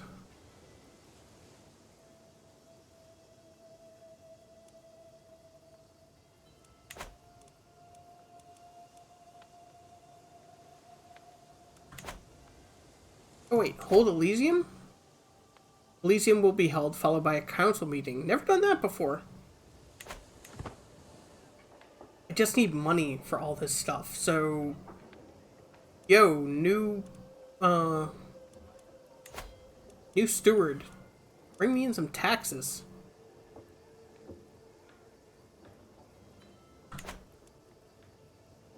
Ideally, like a tax bonus. I'm thinking that any land that's held by a loyal vassal of mine, especially one that I've been able to subjugate as a beta, I can build my Magda's Purges there.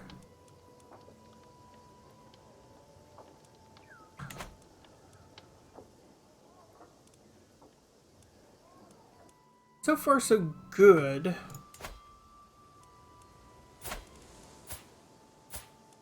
Do I have any valid?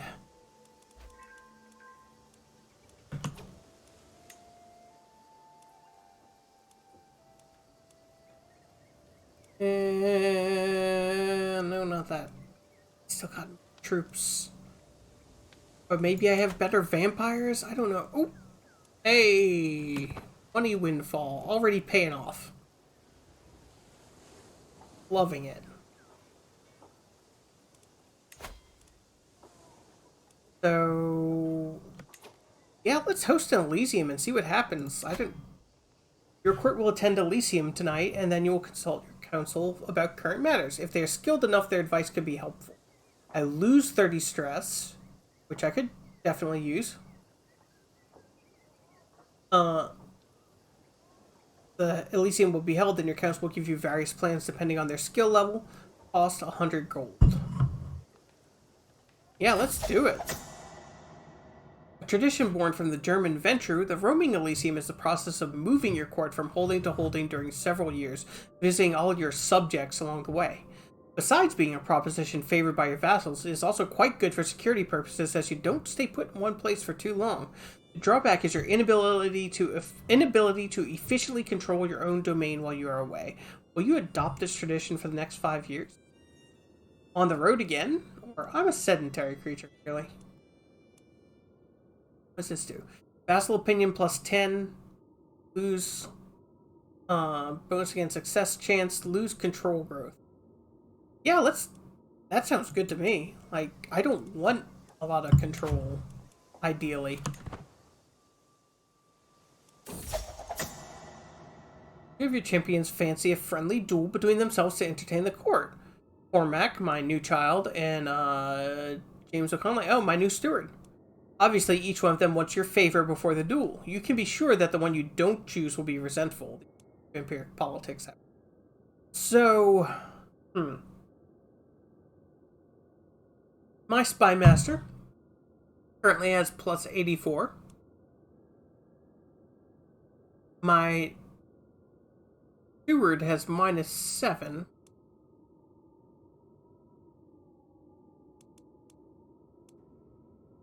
Oh, or I can burn them both and just gain 100 prestige. Yeah, right.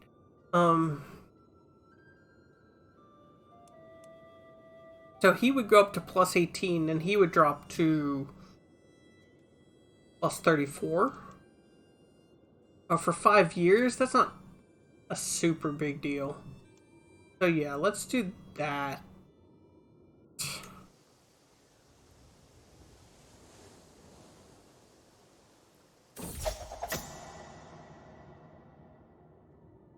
Kane's true nature has always been quite the debate in the vampiric community. As such, it's no real surprise that your Elysium is once again talking about him. Everyone has their own opinion about this subject, including you. Who was the first vampire? A savior, a monster, a simple mortal murderer, or something else entirely? So he was the first murderer. He is our bane and our salvation. A long gone nobody. Perhaps a nice coach driver.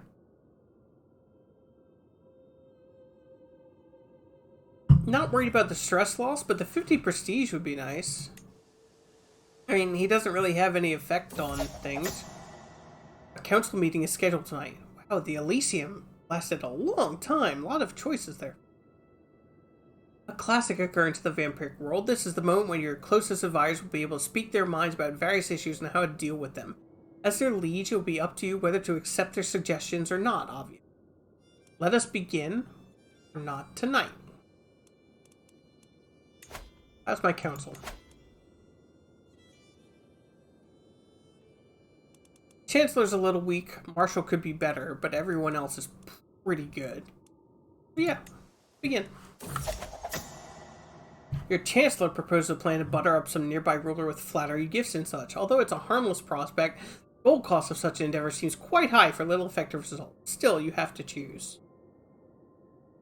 250 gold.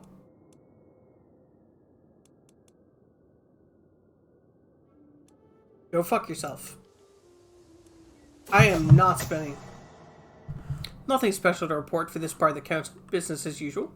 Your advisor's speech was sort of boring, but you still picked up some useful tidbits in it anyway. Oh, this is my steward's thing. Gain 100 stewardship lifestyle experience. Oh, so each chancellor is going to present something. Marshall wants to focus your court's efforts on improving your champion's skills. A worthy effort, but one that might prove costly. Your advisor doesn't seem to consider it a real problem, though, and asks for an exorbitant amount of money to set up a proper training regimen. Now this... Oh, holy shit.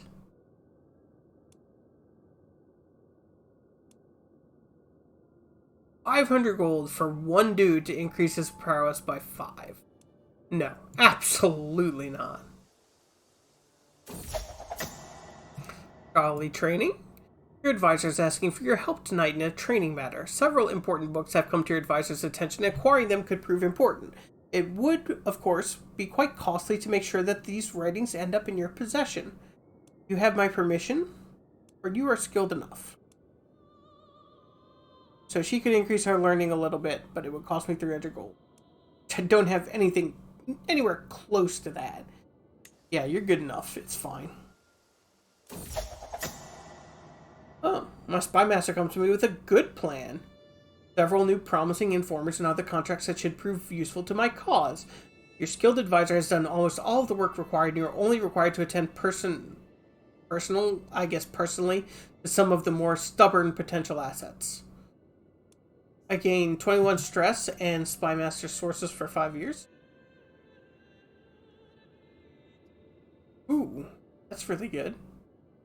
Yeah, seriously, good work. Nicely done, dude. I knew I embraced you for a reason.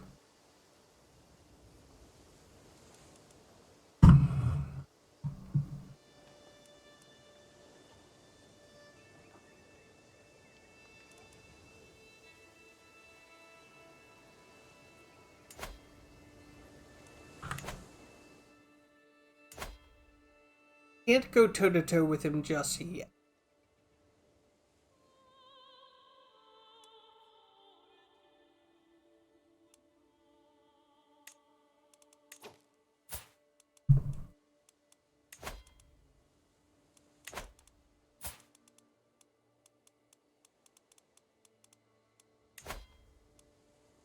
About breaking up his alliances. Not that they contribute a whole lot. Actually, it's another 1,000 troops. That ain't nothing.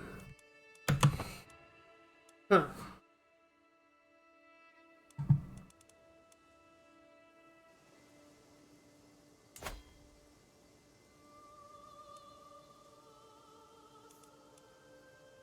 I'm very pious, but what can I do with the piety? Right, good job, buddy. I know you hate me, but all you need to do is do your job. It's fine.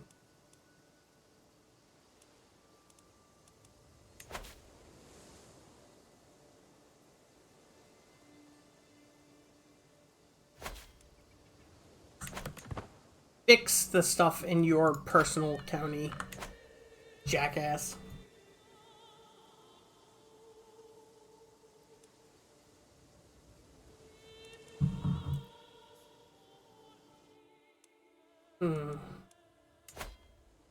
Perhaps... Oh, nope. That's part of...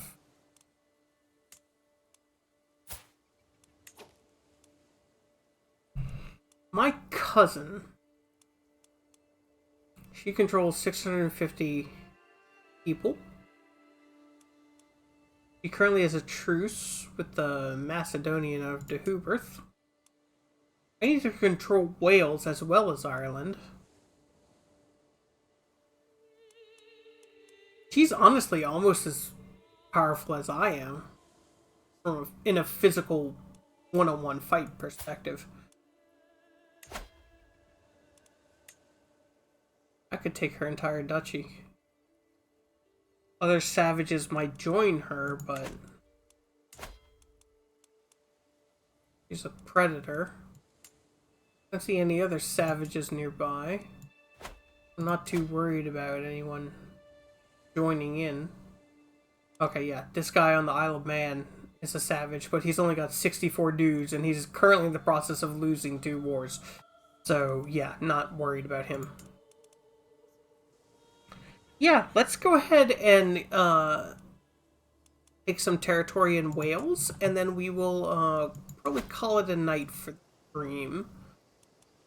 I feel like we're off to a pretty good start. There's some things that I need to solidify, but I think I've got kind of the hang of the World of Darkness. Okay, so we're going to do a holy war for your duchy. That's what we use our piety for.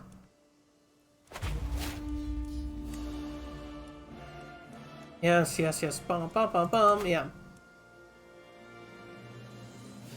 Crusader Kings really likes holy wars, as you might, you know, anticipate from a game called Crusader Kings. But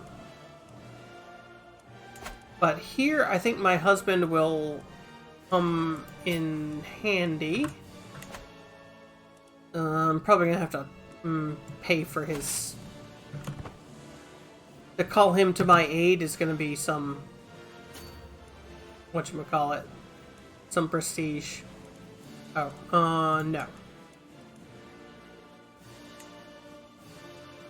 I command my troops in important, kindred conflicts. If we're just attacking mortals, you know, whatever. Whoever can take it. But, spend 150 prestige to hire him to us. Don't think I need to. I'm gonna hold off for now.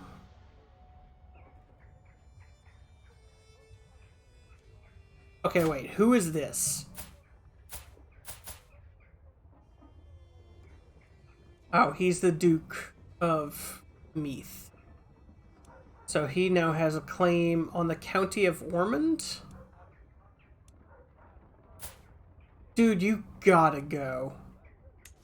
You're just, When I can have immortal counselors, yeah, you're just not.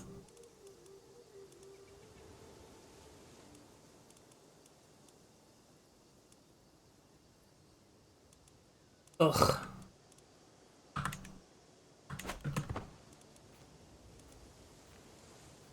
Maybe I'll find a better diplomat when I conquer this next duchy. Honor our alliance to join me in the war for Court Chaplain Geist's claim on the Duchess of Mercia.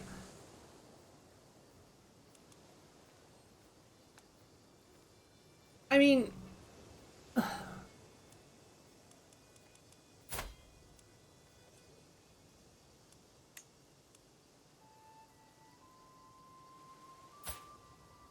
So what? We've got 842, 649. You really should... Honestly, I'm going to be on the English landmass anyway. So, sure, I'll help out. It's fine. I mean, I do have my own things to attend to, but...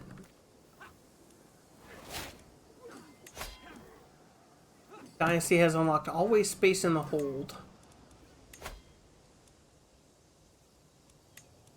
Yeah, I saw the Gangrel legacies, but I didn't see the pillaging. Seawolves. Prowess +1, naval speed +20%, prestige and fame from battles +100%. That's nice. Always space in the hold. Army loot capacity +50%, defender advantage +5, max size of heavy infantry regiment +2. Okay, cool. Alright, I can't complain with what our Gangrel head is doing with our bloodline. It seems to be going well. How am I still losing people when they're down to 0? I'm gaining fame, but not prestige. That's kind of annoying. I have a prisoner I can ransom. And he's not contributing anything to the war score. So, yeah, sure. I'll ransom him for 30 gold.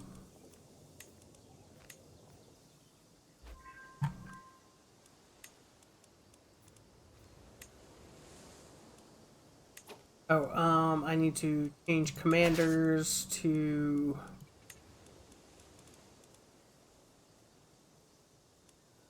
Where's the siege dude that I hired?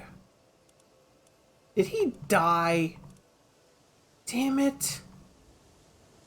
In mortals? Fucking normal lifespans? Ugh. 50 to 70 years and that's it. Not helpful.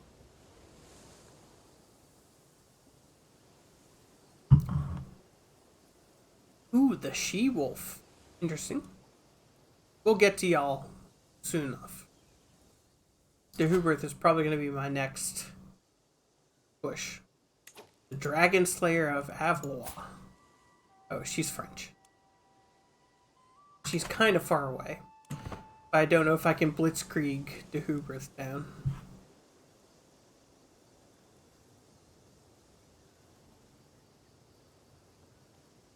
I can always call him my husband.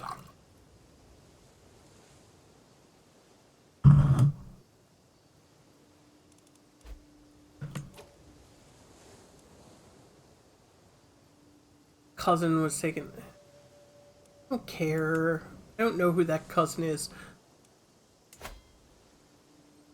Why are you raising armies? Who are you fighting? Attacking Protector Diederik Rechtvaardigen, the reckless Promethean of Flanders, and Holy War for the County of Bruges. Yeah, have fun with that. I don't... That is continental Europe, and I do not care. I am curious about where the Welsh armies went, though. Little worried about that, not gonna lie. Alright. So now occupy Ceredigon.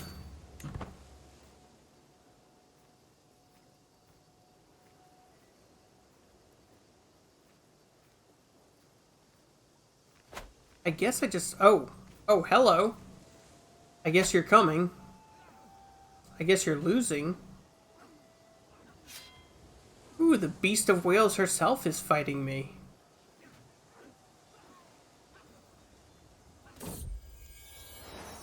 My Marshal, Count Aidan, has proven himself highly capable, especially in academic matters.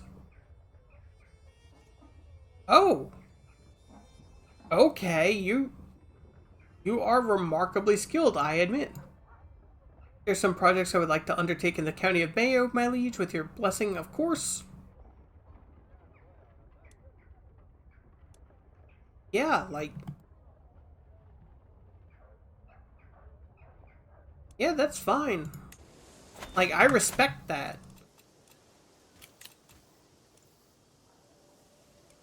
Sure, dude, do what you want to do. You are clearly competent enough.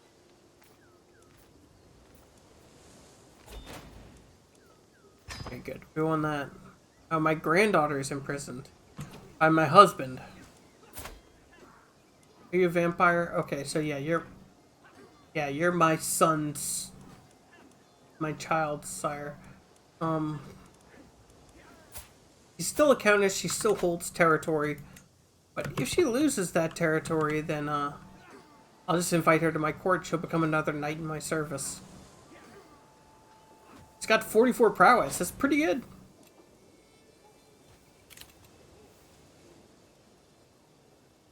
Forced them back again. Sieging more territory down. Here they come again.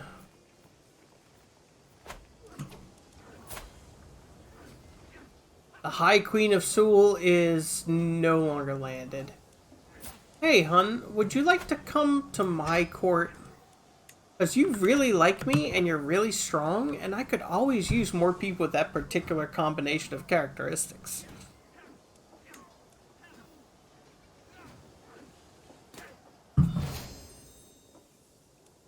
Gained a level of fame, and that's great, but I really would prefer more prestige, thank you.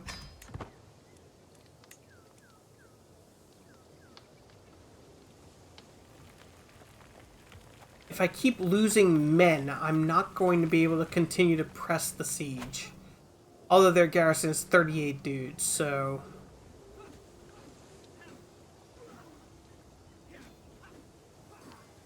I'll still have to lose a lot more men. Come on. Still do it. My dynasty has unlocked practice kidnappers. Now that's what I'm talking about. Gold from ransom plus 50%. Gain prestige when ransoming prisoners? And then something else that I didn't read in time? Alright, there we go. Your lands belong to me now. Gain another level of dedication. Thank you, Holy Wars. 3 holdings above my domain limit of 2.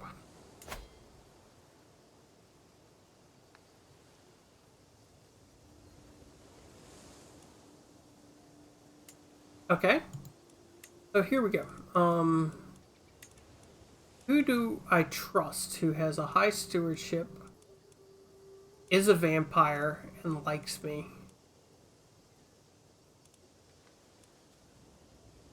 Or is at least under my thumb?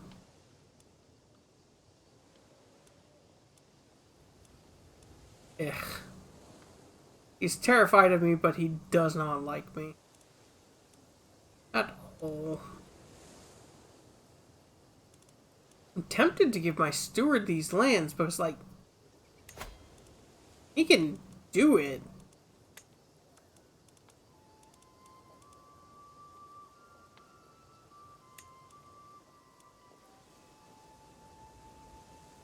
Yeah, dude, like... I may have given him a lot more power than is absolutely necessary for me to sacrifice, but it's fine. He still loves me. You're my vassal. The Via Peccati. They control their beasts by indulging their whims and desires regardless of who they hurt. Failure to do as they please makes their condition worse, which means morals and ethics and laws usually fall by the wayside as they make their way along this road. Followers of Via Peccati are not evil per se, just completely self-indulgent. So basically, whatever she wants to do, she does it. He's Nosferatu. Interesting. But we don't hate each other. Okay.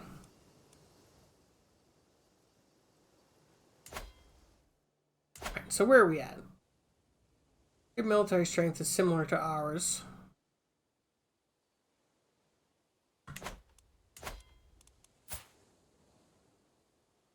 My military strength needs to recover. I've been fighting a lot. So where are we at as far as our champions go? 48, 44, 34, 32, 30, 21, 19, 18. Got a couple of 15s. Huh.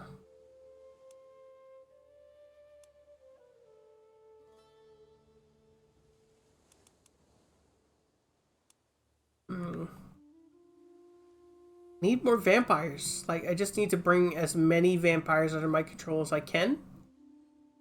I need to increase my night effectiveness as high as I can. I need to control my territory. Okay, so clearly, my next step, the next big jump in power, I'm going to be taking some time off for wars because I am bushed at this point, militarily. I need to be Queen of Ireland. I do. And how am I going to be Queen of Ireland?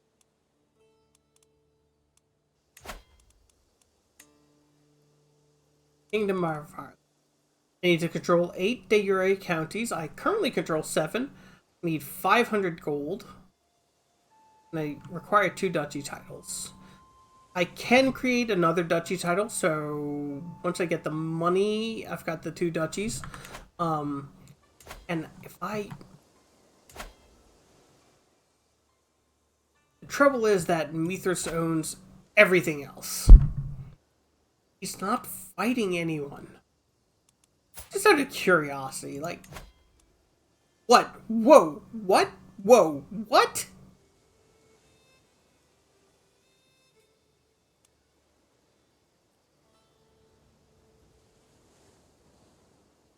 Yeah, let's fucking kill this dude.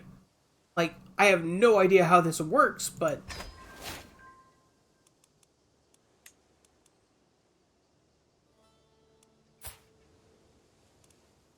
That must be his spy master.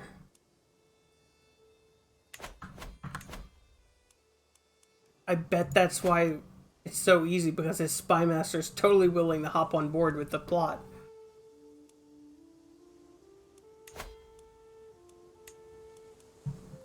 Everybody refuses. Oh, some can be convinced. Freaking Roger. Random mortal dude. Who will actually add enough success chance that it's like... pretty much guarantees it? Or makes it as high as it can be, at least.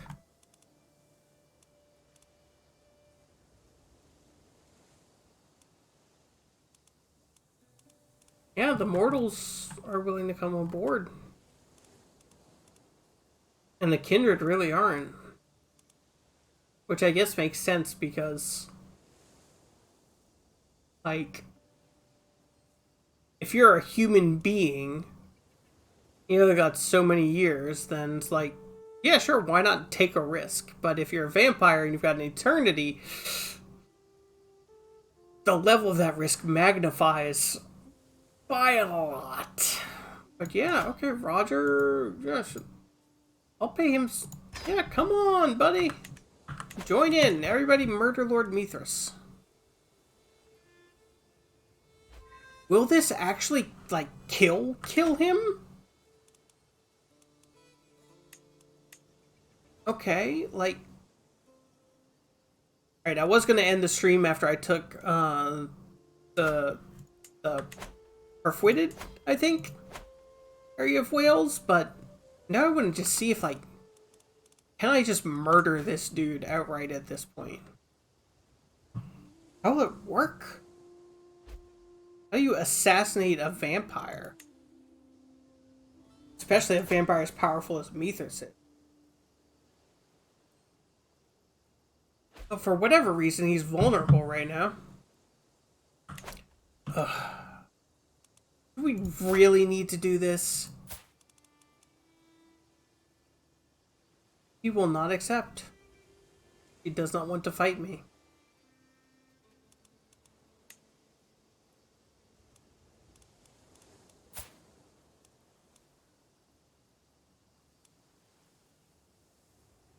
Alright. See who's joining me. Right now it's just her, and she's only got a quarter of my military power, so she'll never be able to send me an ultimatum. That's fine. I have definitely brought them under my heel for the most part.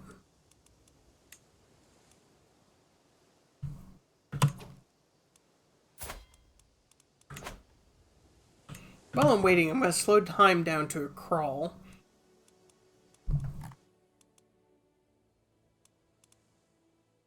See who I can invite to my court.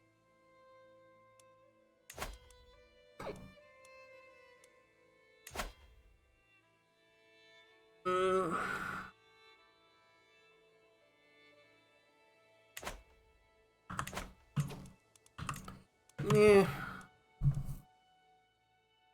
Like, I just need to bring talented people to my kingdom and then turn them into my vampires.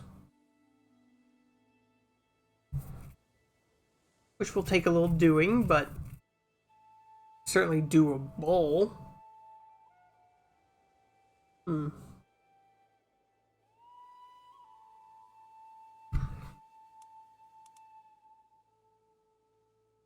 am I not hungrier? I haven't fed. Like, since I went hunting for that animal.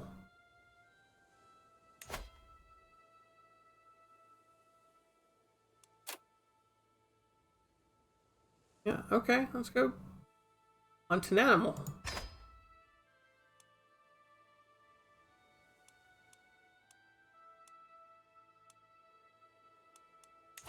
Ooh, you really do gain lifestyle very slowly. And 400 experience is a lot. A lot.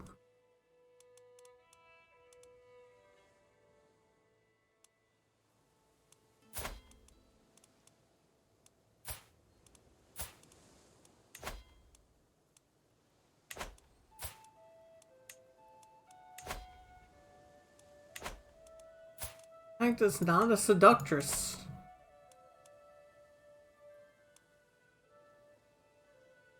I could scheme to make him my soulmate with a 1 in 4 chance to start and maybe get it better or maybe get it worse in the meantime.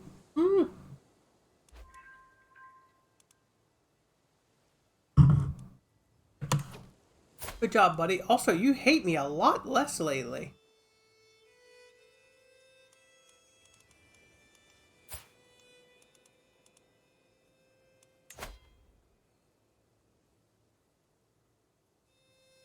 No, you should not be jealous of this potential soulmate.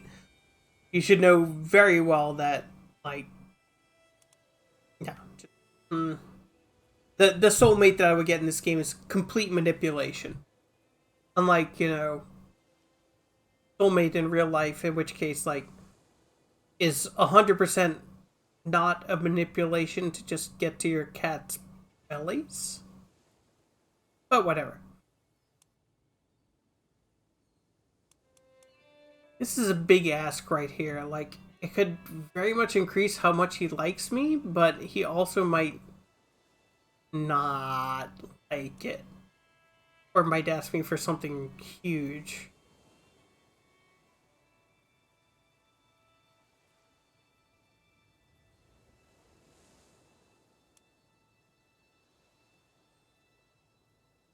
And honestly, so far, he hasn't been a problem. Like, as much as he hates me, he's still done the work I've told him to do. He's never formed a faction against me or joined a faction against me. Like, I'm not gonna rock this boat because everything's fine, as far as I'm concerned.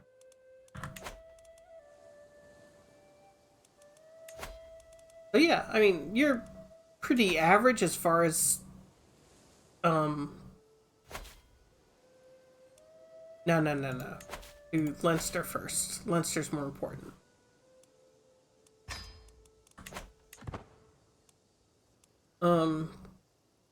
Yeah, so he's like rebellious and everything. No, he's not rebellious. He just doesn't like me.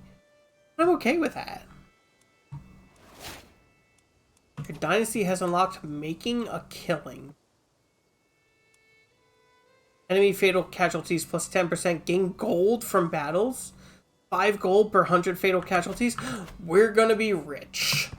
Because, my god, Magda is gonna tear shit up. Ugh, get in a war with somebody already. Lose some troops. I have a new heir, but it doesn't matter because I don't plan on dying anytime soon. What's this?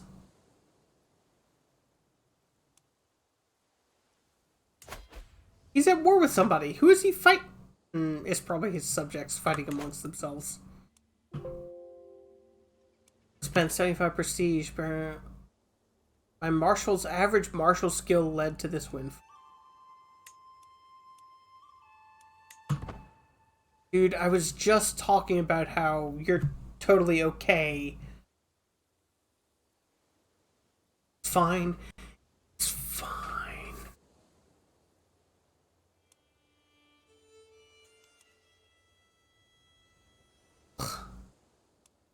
What else can I do? Oh, survey my capital. Lose 30 stress. It will give me opportunities to improve, and I might get improvements, opportunities to... Oh. Oh. Oh. Oh. Ugh. I should probably look at the people in my dungeons, shouldn't I? That poor lady died of pneumonia and she didn't really need to. I mean, honestly, I'm just gonna ransom them for weak hooks just so that I can let them out of my prison. Because there's honestly no point in holding them. So, y'all go have fun. Be free.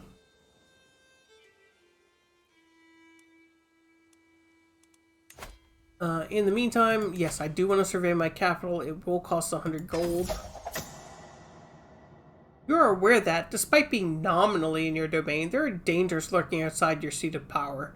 As you are preparing this important survey of your capital, you're wondering which, if any, escort to bring with you.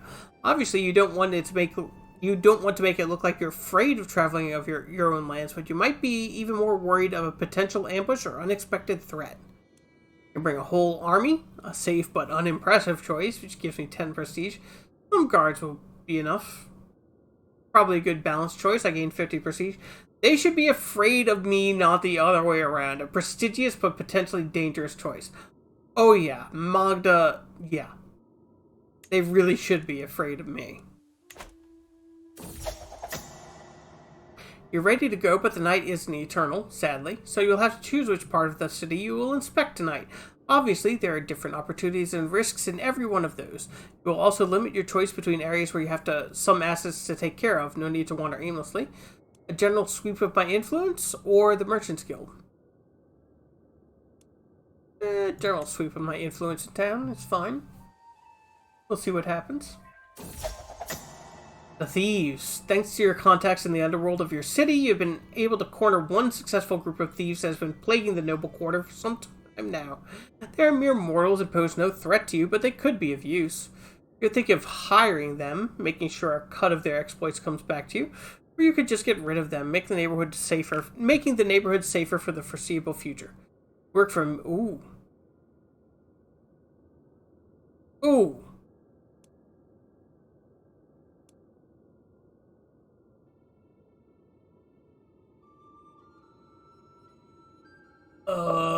So I could potentially unlock room for more buildings.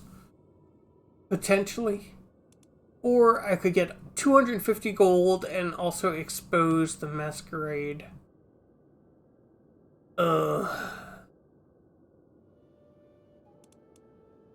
Fine, you work for me now. Need that money. After your small tour of your city, you return to your haven without any trouble. The night-to-night activity will soon grind back at your sanity, but at least it's been refreshing to take a walk around. Everything went well. I lost 10 stress. Cool. Oh. So this dude joined my scheme to murder Mithras, and then he immediately left.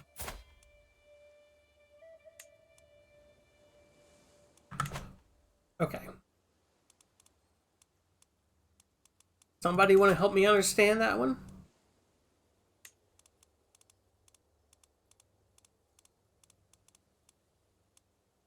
Some people kind of want in, some people... I mean, this is as good as it gets. I cannot get higher than 95% in both success, chance, and secrecy. So, yeah, we're just gonna run it out. Like, I can't believe, like, I could just murder my archenemy vampire. This does not seem like it should be a thing. But maybe. That's Crusader Kings, baby. And also vampire, apparently.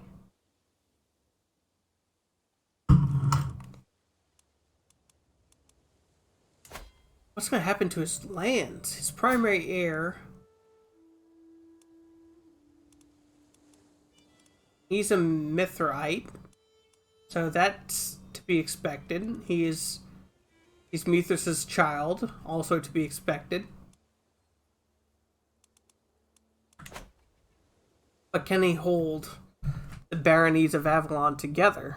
I don't know. Certainly not in the same way that his god father can. Oh. Murder. Be winged messenger. Hello, Solo Dolphin.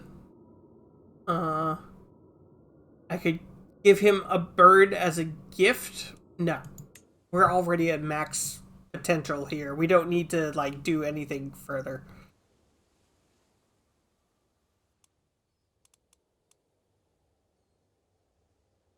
Take the guy's head off.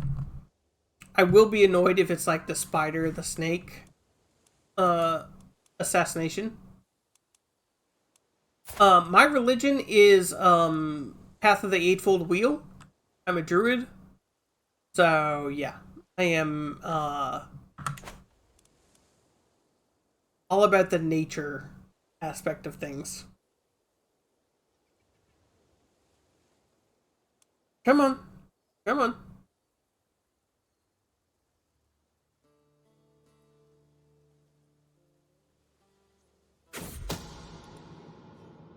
One of my agents has acquired a deadly spider and arranged for a servant to hide in Lord Mithras' bed before dark. How? But... What? He's a vampire? And spider shouldn't... What?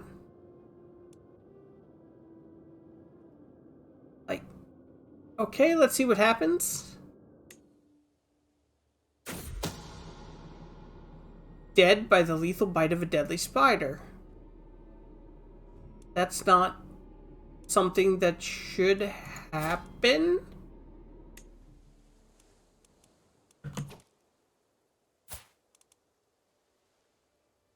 Is he, like, legit dead, or...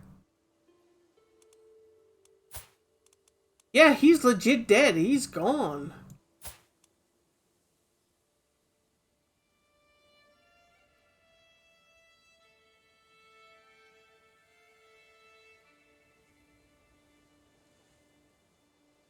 They really need to revise that text, because a spider should not kill a vampire. But yeah.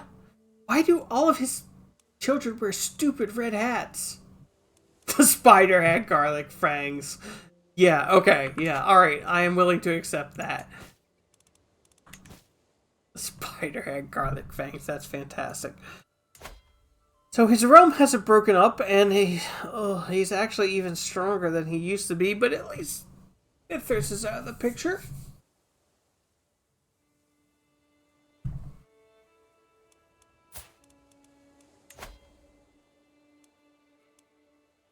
I can just go ahead and kill his child too? I mean, why wouldn't I? Huh. This doesn't feel quite right.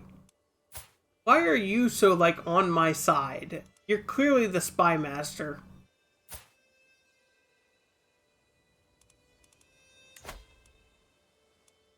And he'll accept my, my duel, my challenge for Alpha. Like, and I've got an 80% chance of winning and getting a strong hook on him. And he's apparently the spy master of the baronies, so, like... I mean, yeah? I don't need to, because he's already on my team, but... Push aside like a cub. Wait. Oh, shit. I done fucked up. He beat me. He beat me. Oh, fuck. He had a 19% chance and he beat me.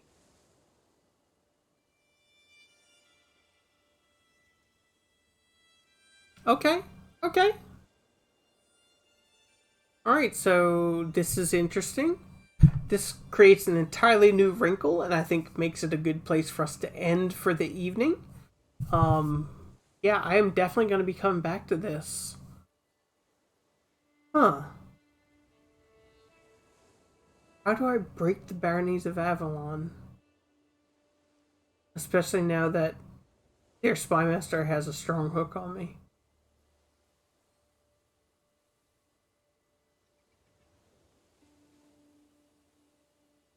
I will say, the Princes of Darkness mod changes things drastically. Like, there's a lot more to think about, especially once death is removed from the equation. Okay. Okay. Well, so far, Magda's quest for revenge has gone well. I'd hoped to at least be Queen of Ireland before this night was over, but it was not meant to be, because I'm still not capable of fighting the baronies yet and getting that one last county that I need. Really want to take this freaking county of Desmond, but I can't freaking fight the ruler of the baronies because he's just too fucking strong right now. Fine, it's fine. Oh, God. And now their spy master has a strong hook on me. Okay. Okay. Okay. Alright. So we're going to put a pin in it. We'll come back to it later. For spooky months to come. And as a reminder, our first goal in our... Ultimately, we need to conquer the entire British Isles. But the first step we need to do is to conquer the entirety of England. Ireland. Jesus. Oh. Sorry, Christian. That was. Sorry. Cover the entirety of Ireland and the entirety of Wales.